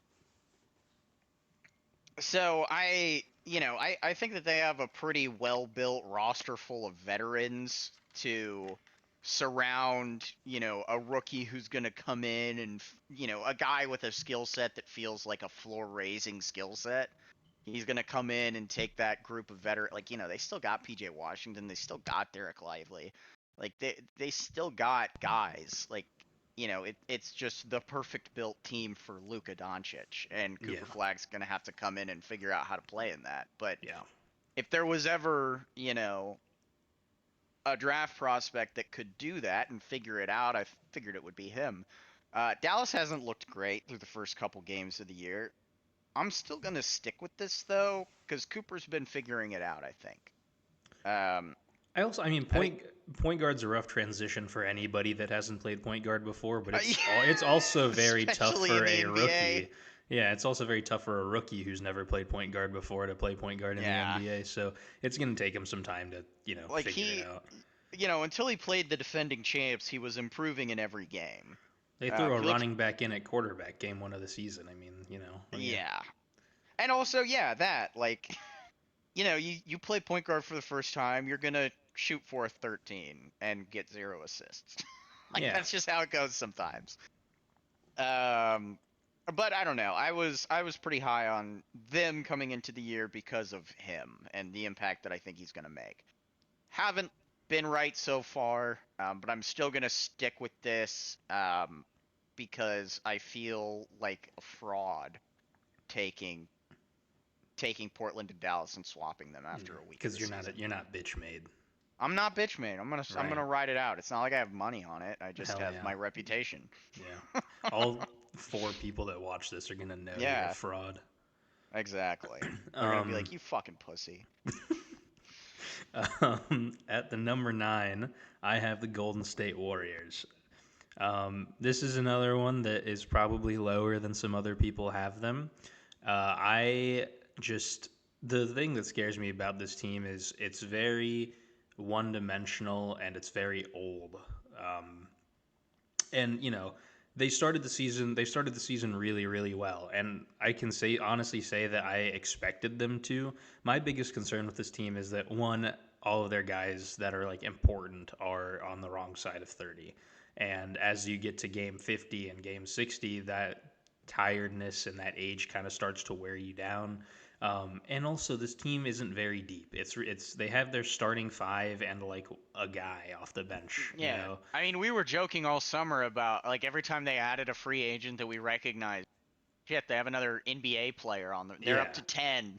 Like, yeah. I mean, because the thing is, like Buddy Hield is fine. He's a good shooter, but you're relying on Moses Moody to play, Quentin Post to play, Gary Payton, Trace Jackson Davis, Will Richard, like just a bunch of guys that aren't very experienced and very proven, I guess, as a yeah. political way to say not good. Um, Well, and all those guys, yeah, all these unproven guys, they don't just have to play big minutes, but they have to play well consistently, or else Steph Curry cannot play well. right. Like, Yeah. And but I guess my point with all this is I'm just, Steph Curry is 38, I believe, and he's going to have to miss some time, whether it's because he's sore, whether it's because he can't play 82 games and the playoffs at his age, or, maybe he's been dealing with some hamstring stuff in the last year or two, right? So maybe that flares up again.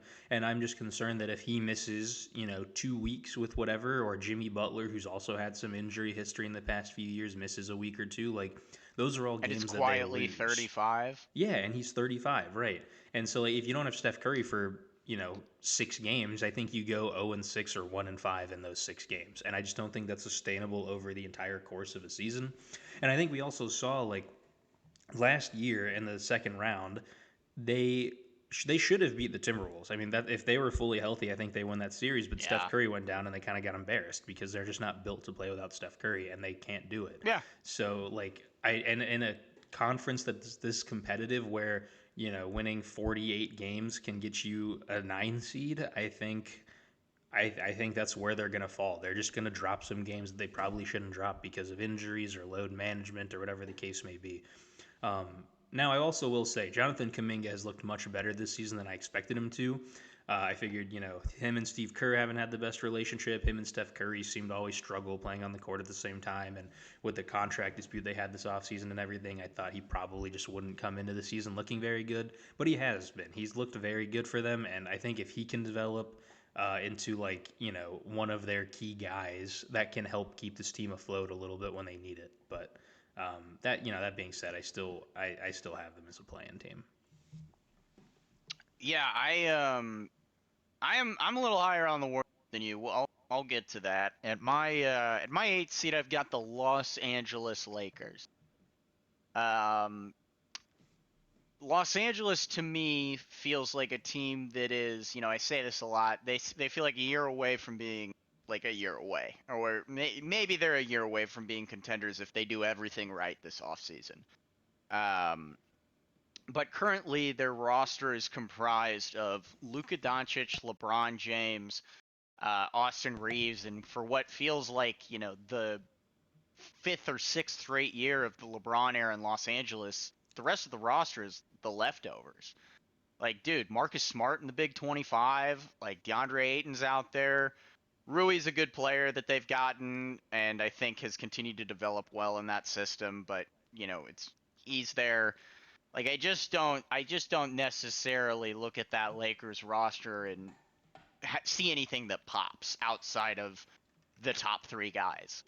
I think you've mentioned in the past how they're kind of set up, how the Mavs were set up post Kyrie trade, where it's like Luka Doncic, a guy who's very good at scoring the ball, and then kind of a bunch of dudes.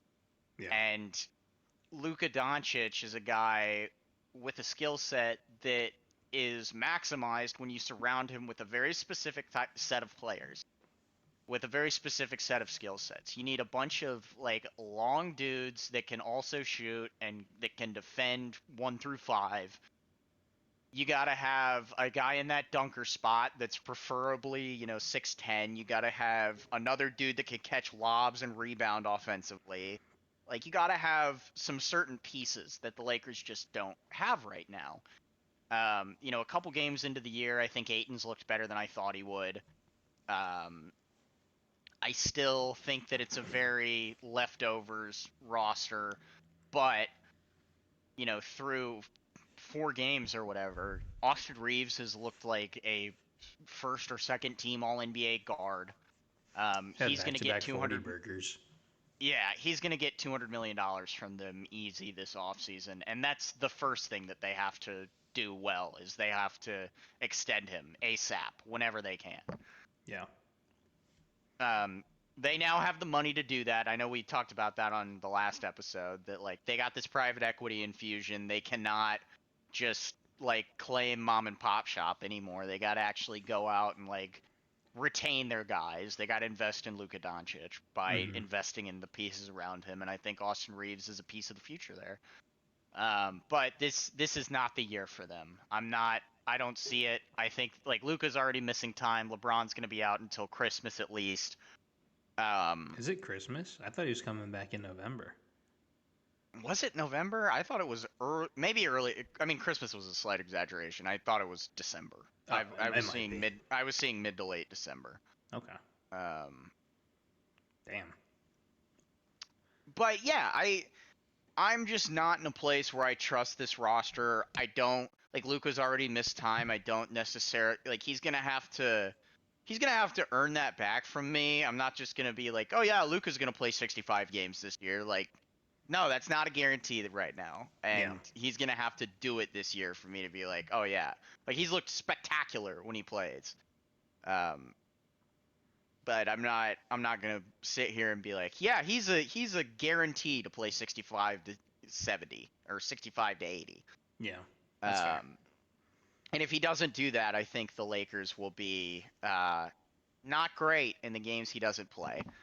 I think it's going to be a lot of Luka Doncic and Austin Reeves like combining for 80, and them winning by the skin of their teeth. So I got the Lakers at the 8th seed because I do think the top of their roster is very good. I don't see it with everybody else, and even the other decent guys, I don't think go much farther than like 5 or 6. That's fair. At my 8th seed, I have the New Orleans Pelicans. Now, this is a team I'm much higher on than you are. Ooh, I pool am a party. believer of Zion Williamson. I think this is his bounce back season. Um, he's looked great through a few games. The Pelicans haven't won one yet, but that's okay. I still stand by my point. I think they're a team that is going to surprise people. I don't know. I like what they're doing with this team. I like obviously Zion's great. I think Trey Murphy the third is a really good basketball player. I think he can contribute heavily as long as he's healthy. I like Herb Jones. I think he's one of the best perimeter guard or defenders in the league. Um, and I like they just have guys that I like. I think Yves Messi isn't amazing, but I think he's a serviceable starting center next to Zion in the front court. I think if you can get some good minutes out of Jeremiah Fears and Jose Alvarado and Sadiq Bey kind of just off the bench, I think that's good. Yeah. Derek Queen as a rookie, I think can be a pretty good player. Maybe a little undersized as a big man, but I think that's not the end of the world. And you said it, the pool party. I think Jordan Poole's going to come in there and be pretty good.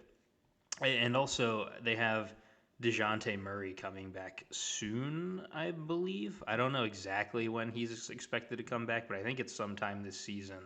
And I think he can be a pretty good asset for them, especially if you can run him and Jordan Poole in the same backcourt. Like, with Zion up front and Trey Murphy or Herb Jones or whatever is the wings, like that's a very good starting five, assuming DeJounte Murray's able to come back and still be like good. Yeah, I don't hate that. I'd love to believe in the Pelicans. Like I know you said you're a big Zion defender. I feel like the premier Zion defender in our friend group. The biggest glazer, I think, sometimes to a fault. Um, I know that Noah would definitely say Yeah, that. But I am I am just not. I'm just done. I think I predicted them to be like the 5 seed 2 years ago or something. Like I would love it if it happened, but I'm done betting on them to be like good. I yeah, think so. and I appreciate your bravery because you're doing what I can't. And the thing is, it's also possible that I look at this standings prediction at the end of the season and realize how easy I'd be able to manipulate in a relationship because I just keep holding on to the thought of what could be. Yep. It's Yeah. possible. So Yeah. At number 7, I got the Los Angeles Clippers. Um. before you continue, I'm just gonna say same, so you don't have to do this back and forth. Oh, okay. Um, the Clippers were a big beneficiary of the FBI arrest because I think it took a lot of the heat off of the internal investigation the NBA is concocting into their alleged under the table payments of Kawhi Leonard. Shout out Uh, Pablo. Shout out Pablo, dude. Best investigative journalist doing it right now. It's I think needed. he's got the most popular like basketball podcast in the world right now. So It's run not those even. That's numbers the up. thing is, it's not even a basketball podcast. Maybe Like it's he'll just just sports. do. Yeah. Yeah, he'll just like investigate whatever's interesting. Dude, I love Pablo. Dude, he got like 3 interviews with Mark Cuban. Dude's a fucking baller. Shout out Pablo, and he Shout out owned Pablo. him. He Yeah. owned he owned Mark, dude.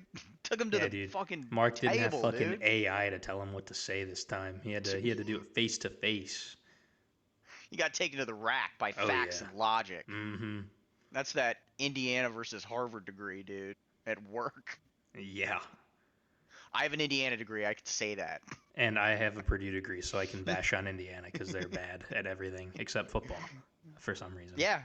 Yeah. Never thought Yeah. I'd say that as somebody that grew up in Bloomington for 18 years Yeah. and literally went to fucking football games with my friends, and we were all like, this team sucks. There's no point watching them. Let's Yeah. go throw a football More next to the kids, stadium. more kids playing football in that game next to the stadium than people watching in the stands. Yeah, and now look at them. Yeah, they're awesome. Shout out the Hoosiers, dude. But yeah, I got I got the Clippers at 7. I really liked, it was a very elderly set of moves they made. They went out and they got Brooke Lopez and Brad Beal, Chris uh, Paul. Chris Paul. It's the unction, dude. Brooke yeah, Lopez. But I think that roster is a little bit too consistent through the first 8 to be bad. I think that Ty Lue is a very good coach. He's a guy that I've got at Coach of the Year this year. I think he is the best coach in the NBA. I have I think gone on record in the past as saying that. I really love Ty Lue. I think he's done a pretty good job there with a lot of like uncertainty around the injury status of his best players over the last couple of years. Yeah. That one playoff run, I think it was 2021, was I think one of the best coaching jobs I've ever seen. Terrence Mann looked like a different player than he's looked before or since. So I'm a big Ty Lue guy. I think that roster is simply too deep to be bad, even if Kawhi misses significant time, which he will. So yeah, that's where I'm at with the Clippers. Obviously barring like their owner being ousted by the board of trustee or by the NBA board of governors midseason. So Yeah, I agree. I think there's potential for the funniest thing ever, which is like everybody in the Clippers front office gets arrested and this team like falls apart. Um, but they're still like really good. But like yeah, they're still the 6th seed. and they go into the playoffs without a head coach or a GM or any like management, and it's just the guys, the fellas out there. Yeah. Chris Paul becomes the head coach or something. Head coach Chris Paul. Yeah. Chris No, Paul but becomes an owner. Adam They all- Silver makes Chris they Paul all pool their emergency money owner of the together, Los and like Clippers. every single player buys like a 7% share of the team or whatever. And Dude, they wouldn't even have to pool their money together. I think Chris Paul, Kawhi Leonard, James Harden. well, this team's gonna And- sell for like $8 billion or something. Oh, stupid. that's true. Yeah. Yeah. Yeah, you're right. But I mean, I agree with everything you said. I think this team, when they all play, are going to be great. I mean, James Harden, I mean, last year is one of the best point guards in the league. Kawhi's Yeah. still Kawhi. Zubac was like a top 5 or 6 center in the league. Zubats! Maybe 7 or 8. I don't know. You cannot stop him. You can only hope to contain him. But he was really good last year. Yeah, and they got like other guys off the bench like John Collins and Derek Jones Jr., Chris Dunn. Yeah. Like they have a very deep roster. I just think by game, again, similar to what the Warriors, just like by game 50, how many of those guys are able to play through the rest of the season and Yeah. still be there for the playoffs? Because that's a very important thing. Is that the season's long. If Kawhi plays 50 games this year in the regular season or 45 games, but we get a healthy Kawhi Leonard for the playoffs, I would take that every single time. Yeah, as long as they make I the playoffs. I want one more. Yeah, they're like the 6th seed or whatever, Yeah, and we get one more. I want one more healthy Kawhi Leonard playoff run. I yeah, don't I know agree. if it's gonna happen, but it's something that I want. Fair enough. Okay, at the number 6 seed, 6-7. I've got the Golden State Warriors. I am a little bit or a bit higher on Golden State than you are for the primary reason that uh, I really want them to be good. You're willing them um, into the playoffs. I'm willing. No, I sort of I I'm in a very similar position with Steph Curry that I am to Kawhi Leonard, where like, dude, I got a taste of it last year. I got a taste of it like the year before when they played Sacramento or whatever, or maybe that was 2 years ago. Yeah, I mean they also won Um, the championship like 3 years ago. yeah, So they won the championship in 2022. Like, I want one more full throttle Steph Curry playoff run with just even a decent God, roster, Steph and I Curry think fans are so they've got it. greedy. Oh my god. Yeah, just I one more. I only had 8 of them. Go fuck yourself. I'm not even a Steph Curry fan. Oh, like you're not a LeBron guy. You think, dude? I Glazer. hate LeBron. What are you talking about? Glazer. If I had a choice of watching Those are the LeBron only never people play a those are basketball the game only people again, that say that. Are you no, would the only not people that say accuse that me are of being a the only Steph people Curry that fan the only people for that say wanting that one of are the best people that have players. watched LeBron James spank their teams for the 15 straight seasons. That's who says that, Aiden. But Steph Curry didn't do that, so what does he got to do No, with this? LeBron did. I just don't, dude. Steph Curry won like a million games. I don't want to see him win more. I want to see the young blood take over. I want to see Jokic win another ring. That's what I want to see. In the 1 year where the Pacers Well, aren't competitive, I want Jokic to win another I championship. don't know if I want to see them win again, but I'd like to see another full throttle Steph Curry playoff run through like the Western Conference Finals As or long as he maybe gets the NBA bounced Finals. by Jokic. But I wouldn't be. I would like to see Steph Curry with more rings than LeBron. That is the one thing. I am a LeBron hater much more than I'm a Steph Curry lover, and I would like to see a world where people have to come out here and be like LeBron James is the greatest basketball player of all time, but Steph Curry, his chief rival throughout the back half of his career, does have more rings than him. But we're not going to talk about that. It's fine. I think Um, in April, Steph Curry's going to get a divorce and then just go on an absolute tear and average like Dude, 40. the divorce playoff run. Yeah, I want to see the Steph Curry divorce run so bad. But anyway, I that's not real analysis. it could be. I Aiden, you there? Oh, there yeah, you I'm pausing to collect my thoughts. I I have your same or a similar set of beliefs as you about this roster. I don't think it's particularly well constructed. Some of the buzzer beater moves they made, like getting Gary Payton Jr. back, uh, go. Big Al. signing Big Al, signing Signing Seth Seth Curry Curry, and then waving cutting him. him, but being like, we're gonna get you back. We just don't have the money for it right now, whatever that means. But Yeah, it's odd that they're going to have feasibly, the money in 2 months. yeah, I don't know how that works, but like I don't know what his deal is, but I liked all those moves they made. So remove Seth Curry from that. They still got Al Horford at the buzzer. I liked that a lot. Also, I don't know if there's a better second player, over 35 for Steph to play with than late career Jimmy Butler, because that dude is so hungry for a championship, wants it so bad, and I think, you know, I have a similar belief as you that like the Warriors will probably lose a lot of the game that Steph and or Jimmy don't play. That being said, I do think that Kaminga is going to step into his own a little bit more this year, and I think he already has. Um, and I don't think that Steph and Jimmy are going to miss quite as much time as you do. I'm right in the like. I think they're going to play 65 to 75 games each. They'll probably stagger a little bit of load management and like January, February, and then be ready for a playoff push March, April. And I don't know if that'll be enough, but my prediction for the standings hinges on that being enough. So I'm gonna go ahead and say, yeah, I've got the Warriors at 6. Wouldn't be surprised if they fell off, but like, I also wouldn't be surprised if they were a little higher than that because I do think that a Steph Jimmy top 2 is about as good as it gets right now. That's fair. My number 6 is the Timberwolves.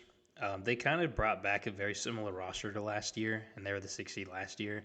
Ant's great. Julius Randle's cool.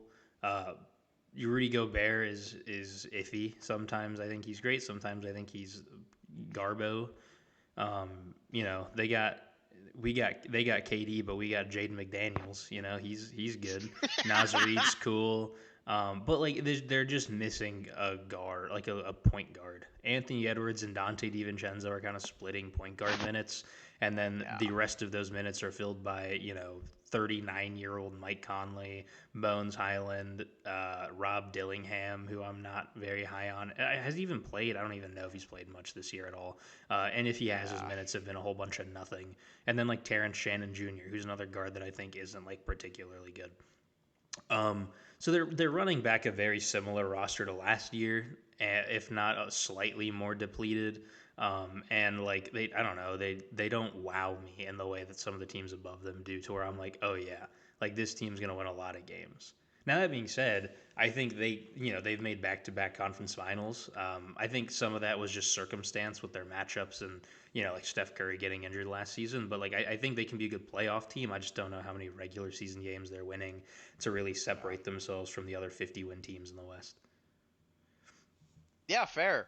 I that brings me into number 5, the Minnesota Timberwolves. Oh yeah, Um, I've got a similar set of concerns about their roster, but a lot of those cancel out Jimmy Butler, Anthony Anthony Edwards. Edwards. Yeah, Um, I am much higher on Rudy Gobert than the average.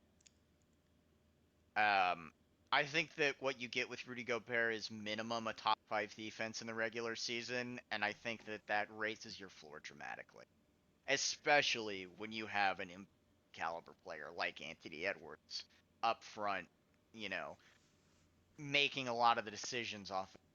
If you were like, oh yeah, we want Rudy to run the offense, then I'd be concerned. But you got Anthony Edwards, so I'm not concerned about that.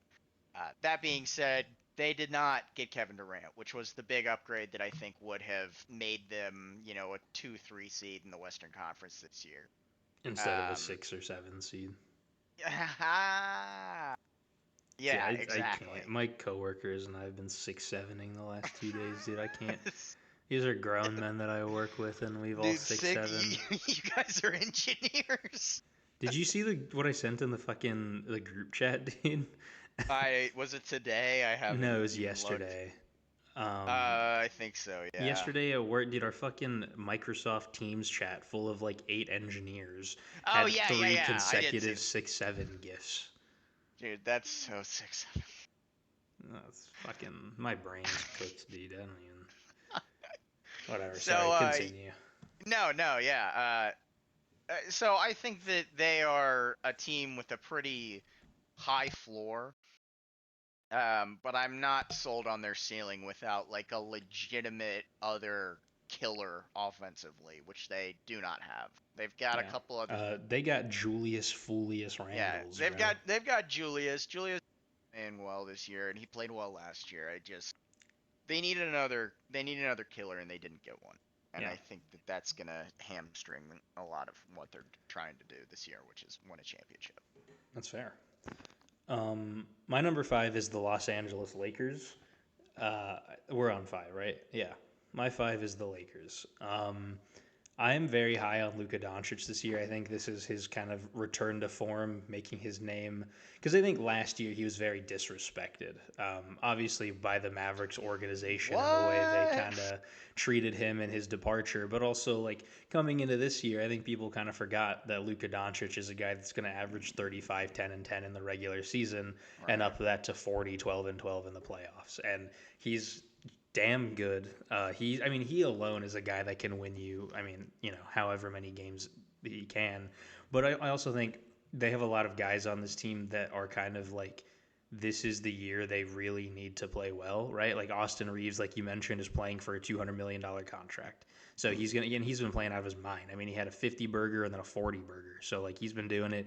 DeAndre Ayton, it feels like Bro for the loves last few burgers. years, as we've kind of been saying, it's he needs to prove himself. This is his chance. But like this really does feel like the Lakers are a team where if you're a role player and you play below expectation, you're gonna get absolutely decimated by the Yeah. internet. And it feels like there's a lot of players that come to the Lakers and their career kind of just flames out because they didn't play to expectations and then they go to China or Puerto Rico or whatever. And DeAndre Ayton feels like one of those guys where he's really got to step it up and play and prove his spot in the NBA. Yeah. Um, there's other guys too like Dalton Connect, who admittedly hasn't really played much and is somehow viewed as a negative asset, which is weird. But I mean, I get they know better than I do. But he's a guy that's kind of got to 23 prove that he or belongs in the 24. NBA. Yeah, but I don't know. Still, um, I also disagree, but I think that's the reasoning. that's fair. Yeah, I mean, I guess he doesn't have much room to grow. He's the player that he is. But still, I think he's got to prove that, like, hey, I belong in the NBA. Jackson Hayes is kind of in that same spot. Marcus Smart's in that same spot. Like, Rui's good. He's been a kind of a constant on that team for a few years now, and he's established himself as a very solid player. But they just have a lot of Yeah. guys on their team that kind of have to prove it this year, and I think they're, the Lakers are not an easy team to play for, especially in the last few years with the attention that LeBron brings. Like, it's a tough situation, but I think out of Yeah. necessity, their guys are just going to play well, and they're missing LeBron for a while, which sucks, but if he comes back and takes some time to get into the groove of things, but he's, fully refreshed and healthy and ready to go in January or February, that could be a huge spark for this team to kind of make that late season push into Yeah. higher seeding. So this is really this whole take is backed on Luca finishing like top 3 or 4 in MVP voting again. Yeah, I mean that's totally fair. I think that the ceiling for a Luca team is a little bit lower than you do, maybe. That's fair. I think it's like 35 wins, maybe, with like nothing else, and if he misses 20 or 15 games. Yeah, But yeah, I think that's fair. At number 4, I've got the San Antonio Spurs. I do too. I think the rest of our 4 Um, are pretty similar. I think they are. Um, the Spurs, I am just like I don't know how you could not be high on the Spurs right now, at least from like a improving season over season perspective. And we spent like half of the last video glazing the hell out of Victor Wembanyama and Dylan Yeah, Harper and dude. Stephon I Castle. and I Like don't know they're how I don't know how you can watch him Wembanyama specifically and not like he just is. dude. Since the last time we recorded a video, he hit a driving 360 layup. Yeah, He John Walled as a 7'4" center. he had a 3 block possession the other day. I think that was the day we were, but like he had a 3 block possession, took it the other way and scored. Like he just is terrifying. Like guys like that don't exist, and now they do. It's crazy. You think he breaks Derrick Rose's record? For youngest MVP, Yeah, I don't know. So that brings me back into my 4 seed, the Spurs. I think that he is going to take another step up. I think we're going to see a much closer Wembanyama to what people were like imagining when he was coming into the league this year. Like all the shit people were like making up about what he would look like at his peak. I think we're gonna see some of that this year, which is crazy to just even say out loud. Um, but I think he is truly the most special talent that has walked into the NBA since LeBron James, and maybe including LeBron James, just because of the fact that it's like feasible that a human being could be 6'8" and muscular.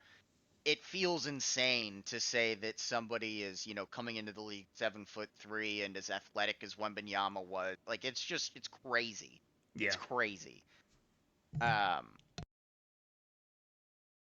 so for the Spurs this year, I was looking at Castle, I was looking at Harper, I was looking at the eventual return of Fox, and I was like, I just with what I think Wembenyama will be at the end of this season, and even like at the beginning of this season and through December, and then through All Star break, and then after the All Star break, I think this is going to be a team that wins 50 games off the strength of just having that guy, and that's it. That's all. That's just the base. That's the base. That's where they start. Like they have that guy, we're going to win 50 games. yeah. Then everything else kind of starts to fall into place. They've got Harrison Barnes. They've got Dylan Harper. They've got Stephon Castle. They've got De'Aaron Fox when he comes back. Devin They've still Vassell, Keldon they've got Johnson. Devin Vassell. They've still got Keldon Johnson. Like they've got pieces that are a NBA team. When you go into the playoffs and you cut down your roster, it's like, no man, our 1 through 8 is still pretty goddamn solid. Like they went out and they got Luke Cornett. Like they went and got a backup center for Wembanyama that could take some of the pressure off of him, so that they don't start having the Jokic problem, which they will begin to have if they don't go out and get backup centers. Yeah, Um, so I look at this team, you know, and I see a legitimate contender in the Western Conference. I think I see, a team that could play Oklahoma City, and if it's the 4 seed, and spoiler alert, I got Oklahoma City at 1. Um, a 1-4 second round matchup. I think they could send Oklahoma City packing if Wembanyama plays up to what I think he has been this year and what I think he'll continue to do. he's one of those guys that like, could you imagine like what he sees on a basketball court, like what his view looks like? It's not fair. It's Dude, like that's crazy. Like like the you're looking down at it, the rim is like if you're at the 3 point line, the rim is eye level. Like it's like first if person we, Wemby vision's got to be absolutely nuts. yeah, it's like if I was playing against a bunch of eighth graders on an 8 foot rim, And is we're wearing effectively, stilts. and yeah, well, that's why they're eighth graders, is so that I can be comic. Well, maybe they got to be like sixth graders. I don't know how big kids are these days, but like, Well, it's that's the like thing if, is even proportionally, like yeah, he's it's so like much longer. if I was up against a bunch of kids that are like 4'5" and have little T Rex arms, and I was playing on an 8 foot rim, and I was much better at basketball than I am. That's what Vic sees probably, and the fourth graders are also better than than a normal fourth grader, I guess. Yeah.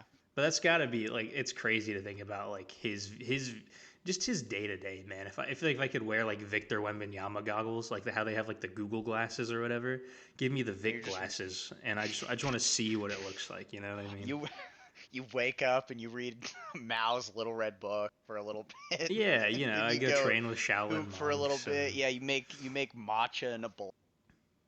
Then not you go, even that. If yeah. they just give me glasses that put a camera to it, like 3 feet taller than I am right now. You know what I mean? Just give me Just so like a you can see super what tall that's like for camera, a and minute. yeah, so I can see what that angle is like. I think that'd be somebody should Mark Cuban invest in that. I'll buy a product. Yeah. Um, Eh, do you have anything else to say about San Antonio? no sir. All right.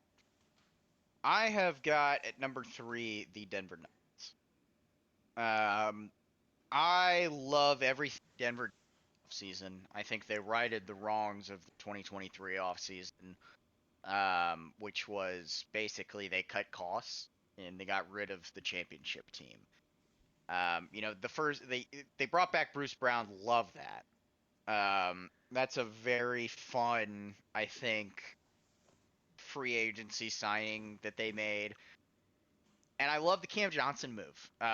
This is kind of the inverse of what I said. But I think that they went out and they swapped a worse player for a better player with the same skill set. Yeah. And what that does for Nikola Jokic, what that opens up for Nikola Jokic, especially with the other additions they made to that roster. They went out and they got Valanciunas. They went out and they got uh, fuck, I just mentioned him. Uh, Bruce Brown. Like they have the pieces in place to, you know, have a similar roster to what they had in 2021 at all, which is like 8 guys that can all run, that can all get out, that can all hit their shots. Yeah. Aaron Gordon's looked like a different player this year, and they, still got Jamal Murray. Jamal Murray's looked spectacular. They're off to a good start, and I think that all the moves they made are gonna be even better for them when we get to playoff time. I agree. I mean, it's exactly like you said. For the record, I don't have Denver at 2 or at 3. I have them at 2, but I figured might as well talk about them now so we don't just get redundant. But like I agree with everything you said. I think they recreated that 2023 roster. Tim Hardaway Jr., Jonas Valanciunas, Cam Johnson, Bruce Brown. Like those were all the right moves. I also think bringing in that new coach, is David Adelman. Is that his name? Yeah, the guy that Something looks like like a that. baby. Yeah. I think Mike Malone, as great of a coach as he is, and as much as I'm sure the players loved him, I think he kind of did lose the locker room towards the end of last season. Um, and there was differences in how him and their GM at the time wanted to run things. And so the Nuggets just cleaned house. They're coming in with a fresh start. I think this is a season where Jamal Murray could potentially make an All Star game. I think it could be one of those like, well, he's playing out of his mind. The Nuggets are, one of the best teams in the league. They should have a second All Star, and like he's been so close for so long. He's one of those guys that's always been like, well, if he's in the East, he could have been an All Star. So like, I think if he plays well enough, which like right now he's averaging like 30, which I don't expect to continue, but if he plays, at this level for a full season, I could see him making the All Star game. I think Christian Brown can develop well. Aaron Gordon's been phenomenal for them. Cam Johnson, like you said, I'm very high on. I think he fits that system a little bit better than MPJ did. And like I'm also a Jokic glazer, so I want his teams to be great. Fair enough, dude. That being He's another dude that I would like to see on another deep playoff run. I want to see full speed Jokic this year. yeah, same. With that being said, though, I do have the Rockets at 3. They had some roster changes this year. They lost Jalen Green and Dylan Brooks to bring in Kevin Durant, and then Fred VanVleet tore his Achilles. They got a very different roster. I think Ime Udoka is a fantastic coach, so I don't think it's going to be a problem for them. And I think they're going to still be a great team, but when you have these kinds of roster adjustments and changes, you might start the season a little shaky, and it takes some time to get into the groove of things. And I think this Kevin Durant acquisition was for the playoffs, right? Like they, Yeah. the regular season wise, they're good. I think Amen Thompson and Sengun and Tari Eason and Jabari and who like every they're that in and of itself is a team that's going to win you plenty of games in the regular season. But the KD acquisition is primed to get them back into the finals, and I liked it a lot. And if you watched our last video, we both had some notes about the Rockets, some things they did well, some things they need to improve on. So I'm not going to get super into the specifics through their first few games, but I think they're still going to be that team that wins, 50, 52 games. They're still dangerous. They're still great.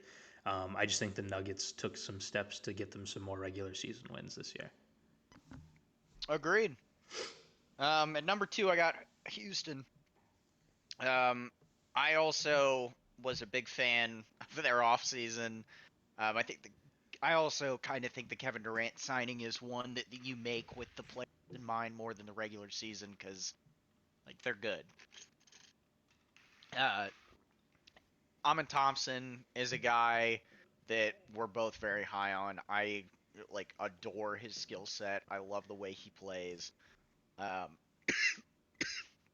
and I think he's going to be very important for what they're doing this year with that offense Yeah. and that defense. Jabari Smith, I'm expecting him to take another step with Kevin Durant. Kind of showing him some of the ropes, I guess, so to say. I'm also expecting big things out of Şengün. He's a guy kind of in that Sabonis Jokic mold, where it's like, playmaking center that's also a very good rebounder. Um, and I'm expecting Kevin Durant to open some things up for him, shooting wise, offensively, and also like, in the passing game. I'm expecting him to be a big target. So I'm excited to see what they've got going on this year. Um, yeah, I've got Houston at 2. And last but certainly not least, who is our number one, Mr. Hammond? I spoiled it. Mine is Oh the yeah, I Oklahoma guess you City did. Thunder. Yeah, it's the Oklahoma City Thunder. They, I mean, we this is another team we talked about in the last episode.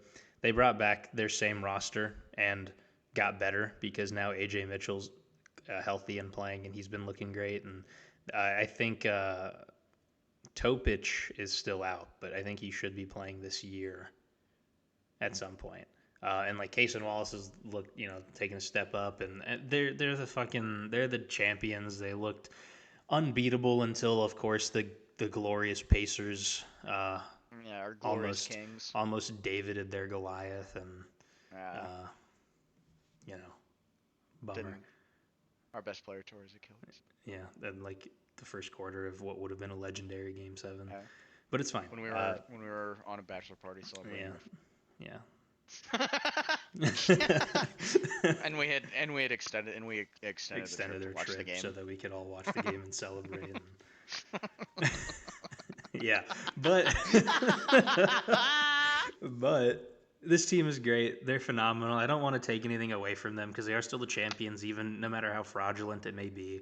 Um, and Shea's good. I guess he's no Tyrese, but he's a good player. And Chet's good. Siakam's better, but Chet's good. And I think this team they're cool. Siakam better.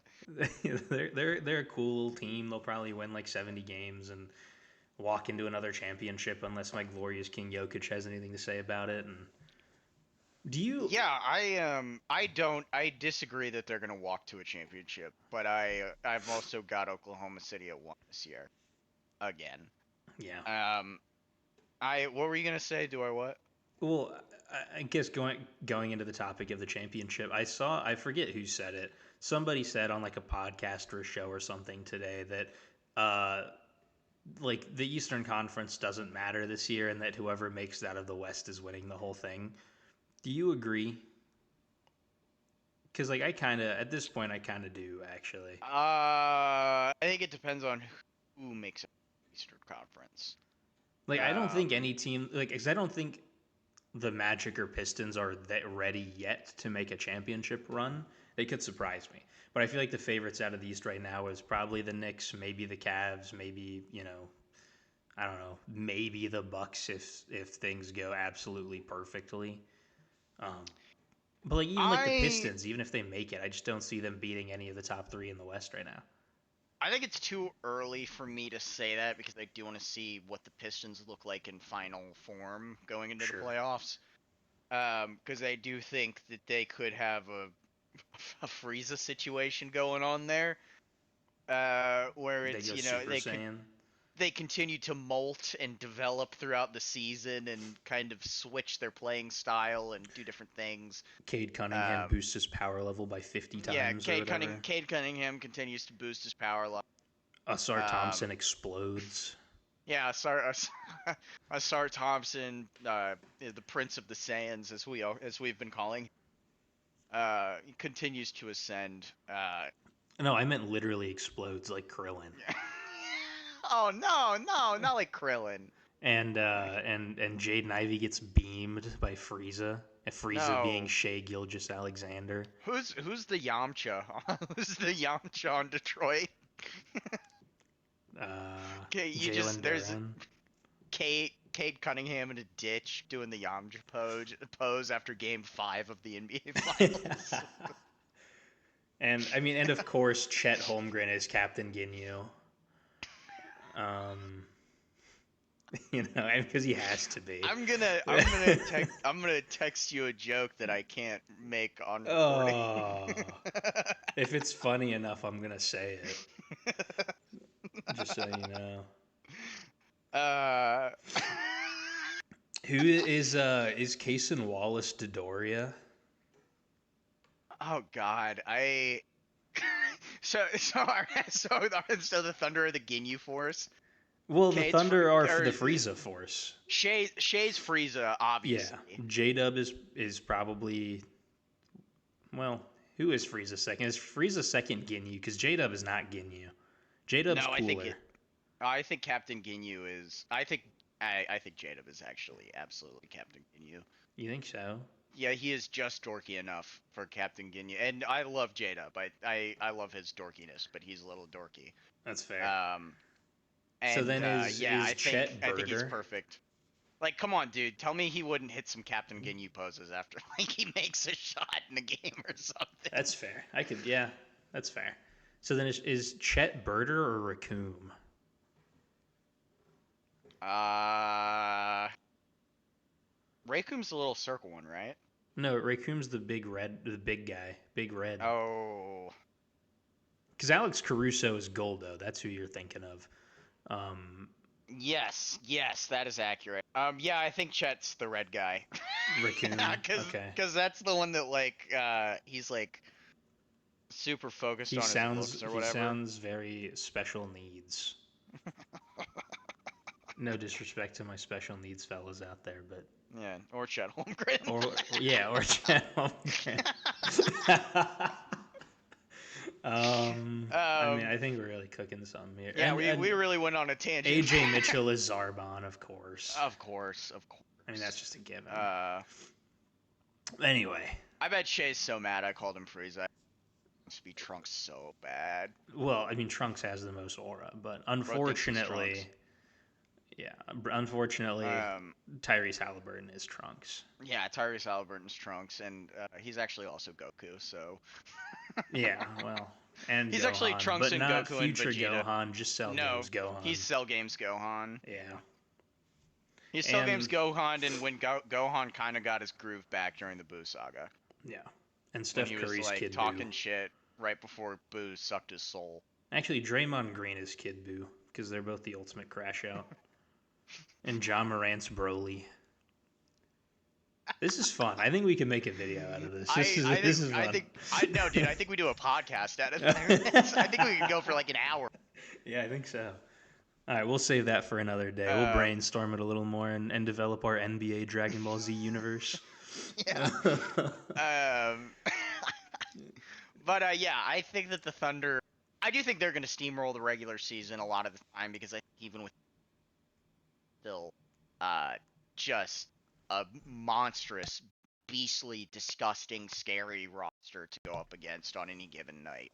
Yeah. Even without Chet, like Chet missed last night, and they still went into Sacramento and were, oh, you guys wanted to win this game? Sorry, whoops, our bad. Shea played well. I think he had like 31. He just.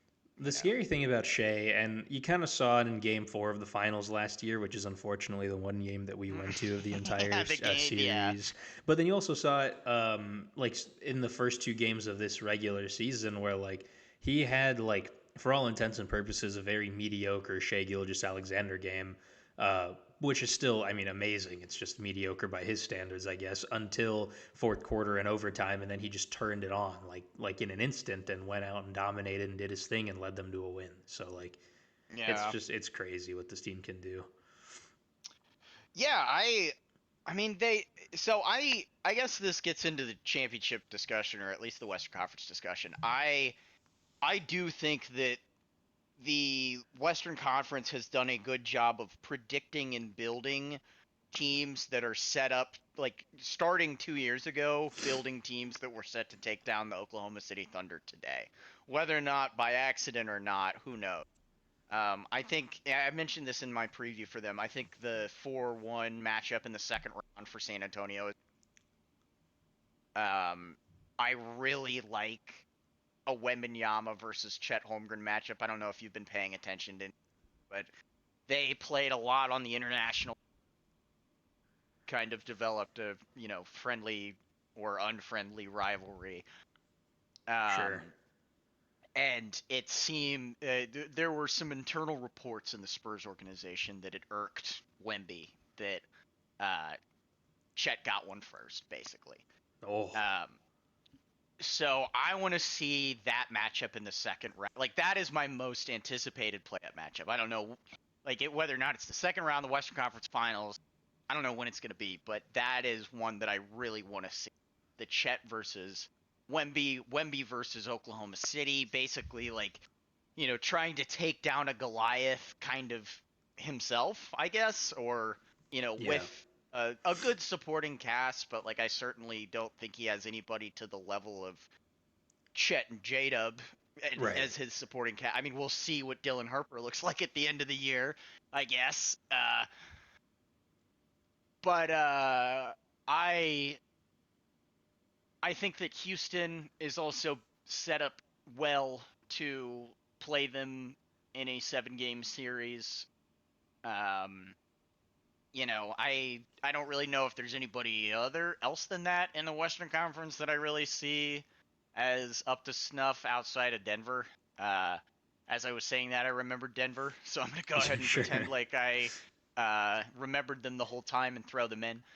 Um, Denver, I think that there are 3 teams in the Western Conference this year that could any one of those teams could provide a legitimate challenge to Oklahoma City, and I think it's a pretty fair assessment that they will face 2 of those teams back to back in the second round in Western Conference Finals, Yeah. which I think will be a very interesting uh, back to back for them to play, which is part of the reason why I don't know if I can guarantee a Thunder win once they get to the finals. Because if they play 2 tough series and then you know have to play Detroit or whatever or New Yeah. York, I think that could be a tough out for them in the finals. That's fair. And I mean, repeating in general is very hard. It's very taxing on the body to go through 2 Oh, championship runs. absolutely. So that's reasonable. But All yeah, right. I think that I got to give them their flowers. They deserve them. Yeah. They are going to be a very scary team to watch this year once J Dub comes back and into the next couple seasons, I think. For sure. Well, with that being said, we are over 2 hours into this episode. Um, I think it's time to call it. Stay tuned Agreed. for future content. We got an NFL Pick'em coming soon. We're of course going to do our Dragon Ball Z NBA comparisons. That's Yeah, we kind of have to now. yeah, we weren't joking about that. Yeah, That's got to I'm gonna happen. be writing those down. Yeah, we'll workshop that over the weekend. Also, I know we're just getting back into the groove of things. We don't have a set schedule necessarily, but I figured I'll throw it out there. Maybe expect like 1 or 2 videos a week. Hopefully, we'll try to do as much as we can, but it's not going to be super consistent. Um, Yeah. you know, but I hope you guys enjoyed.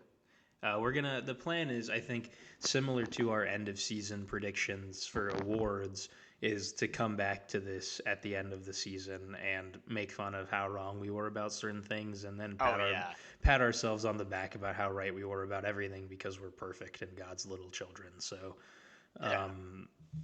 stay tuned for that in 8 months or whatever. And I thank you guys for watching, and we'll see you in the next one. Oh Bye. yeah. Bye.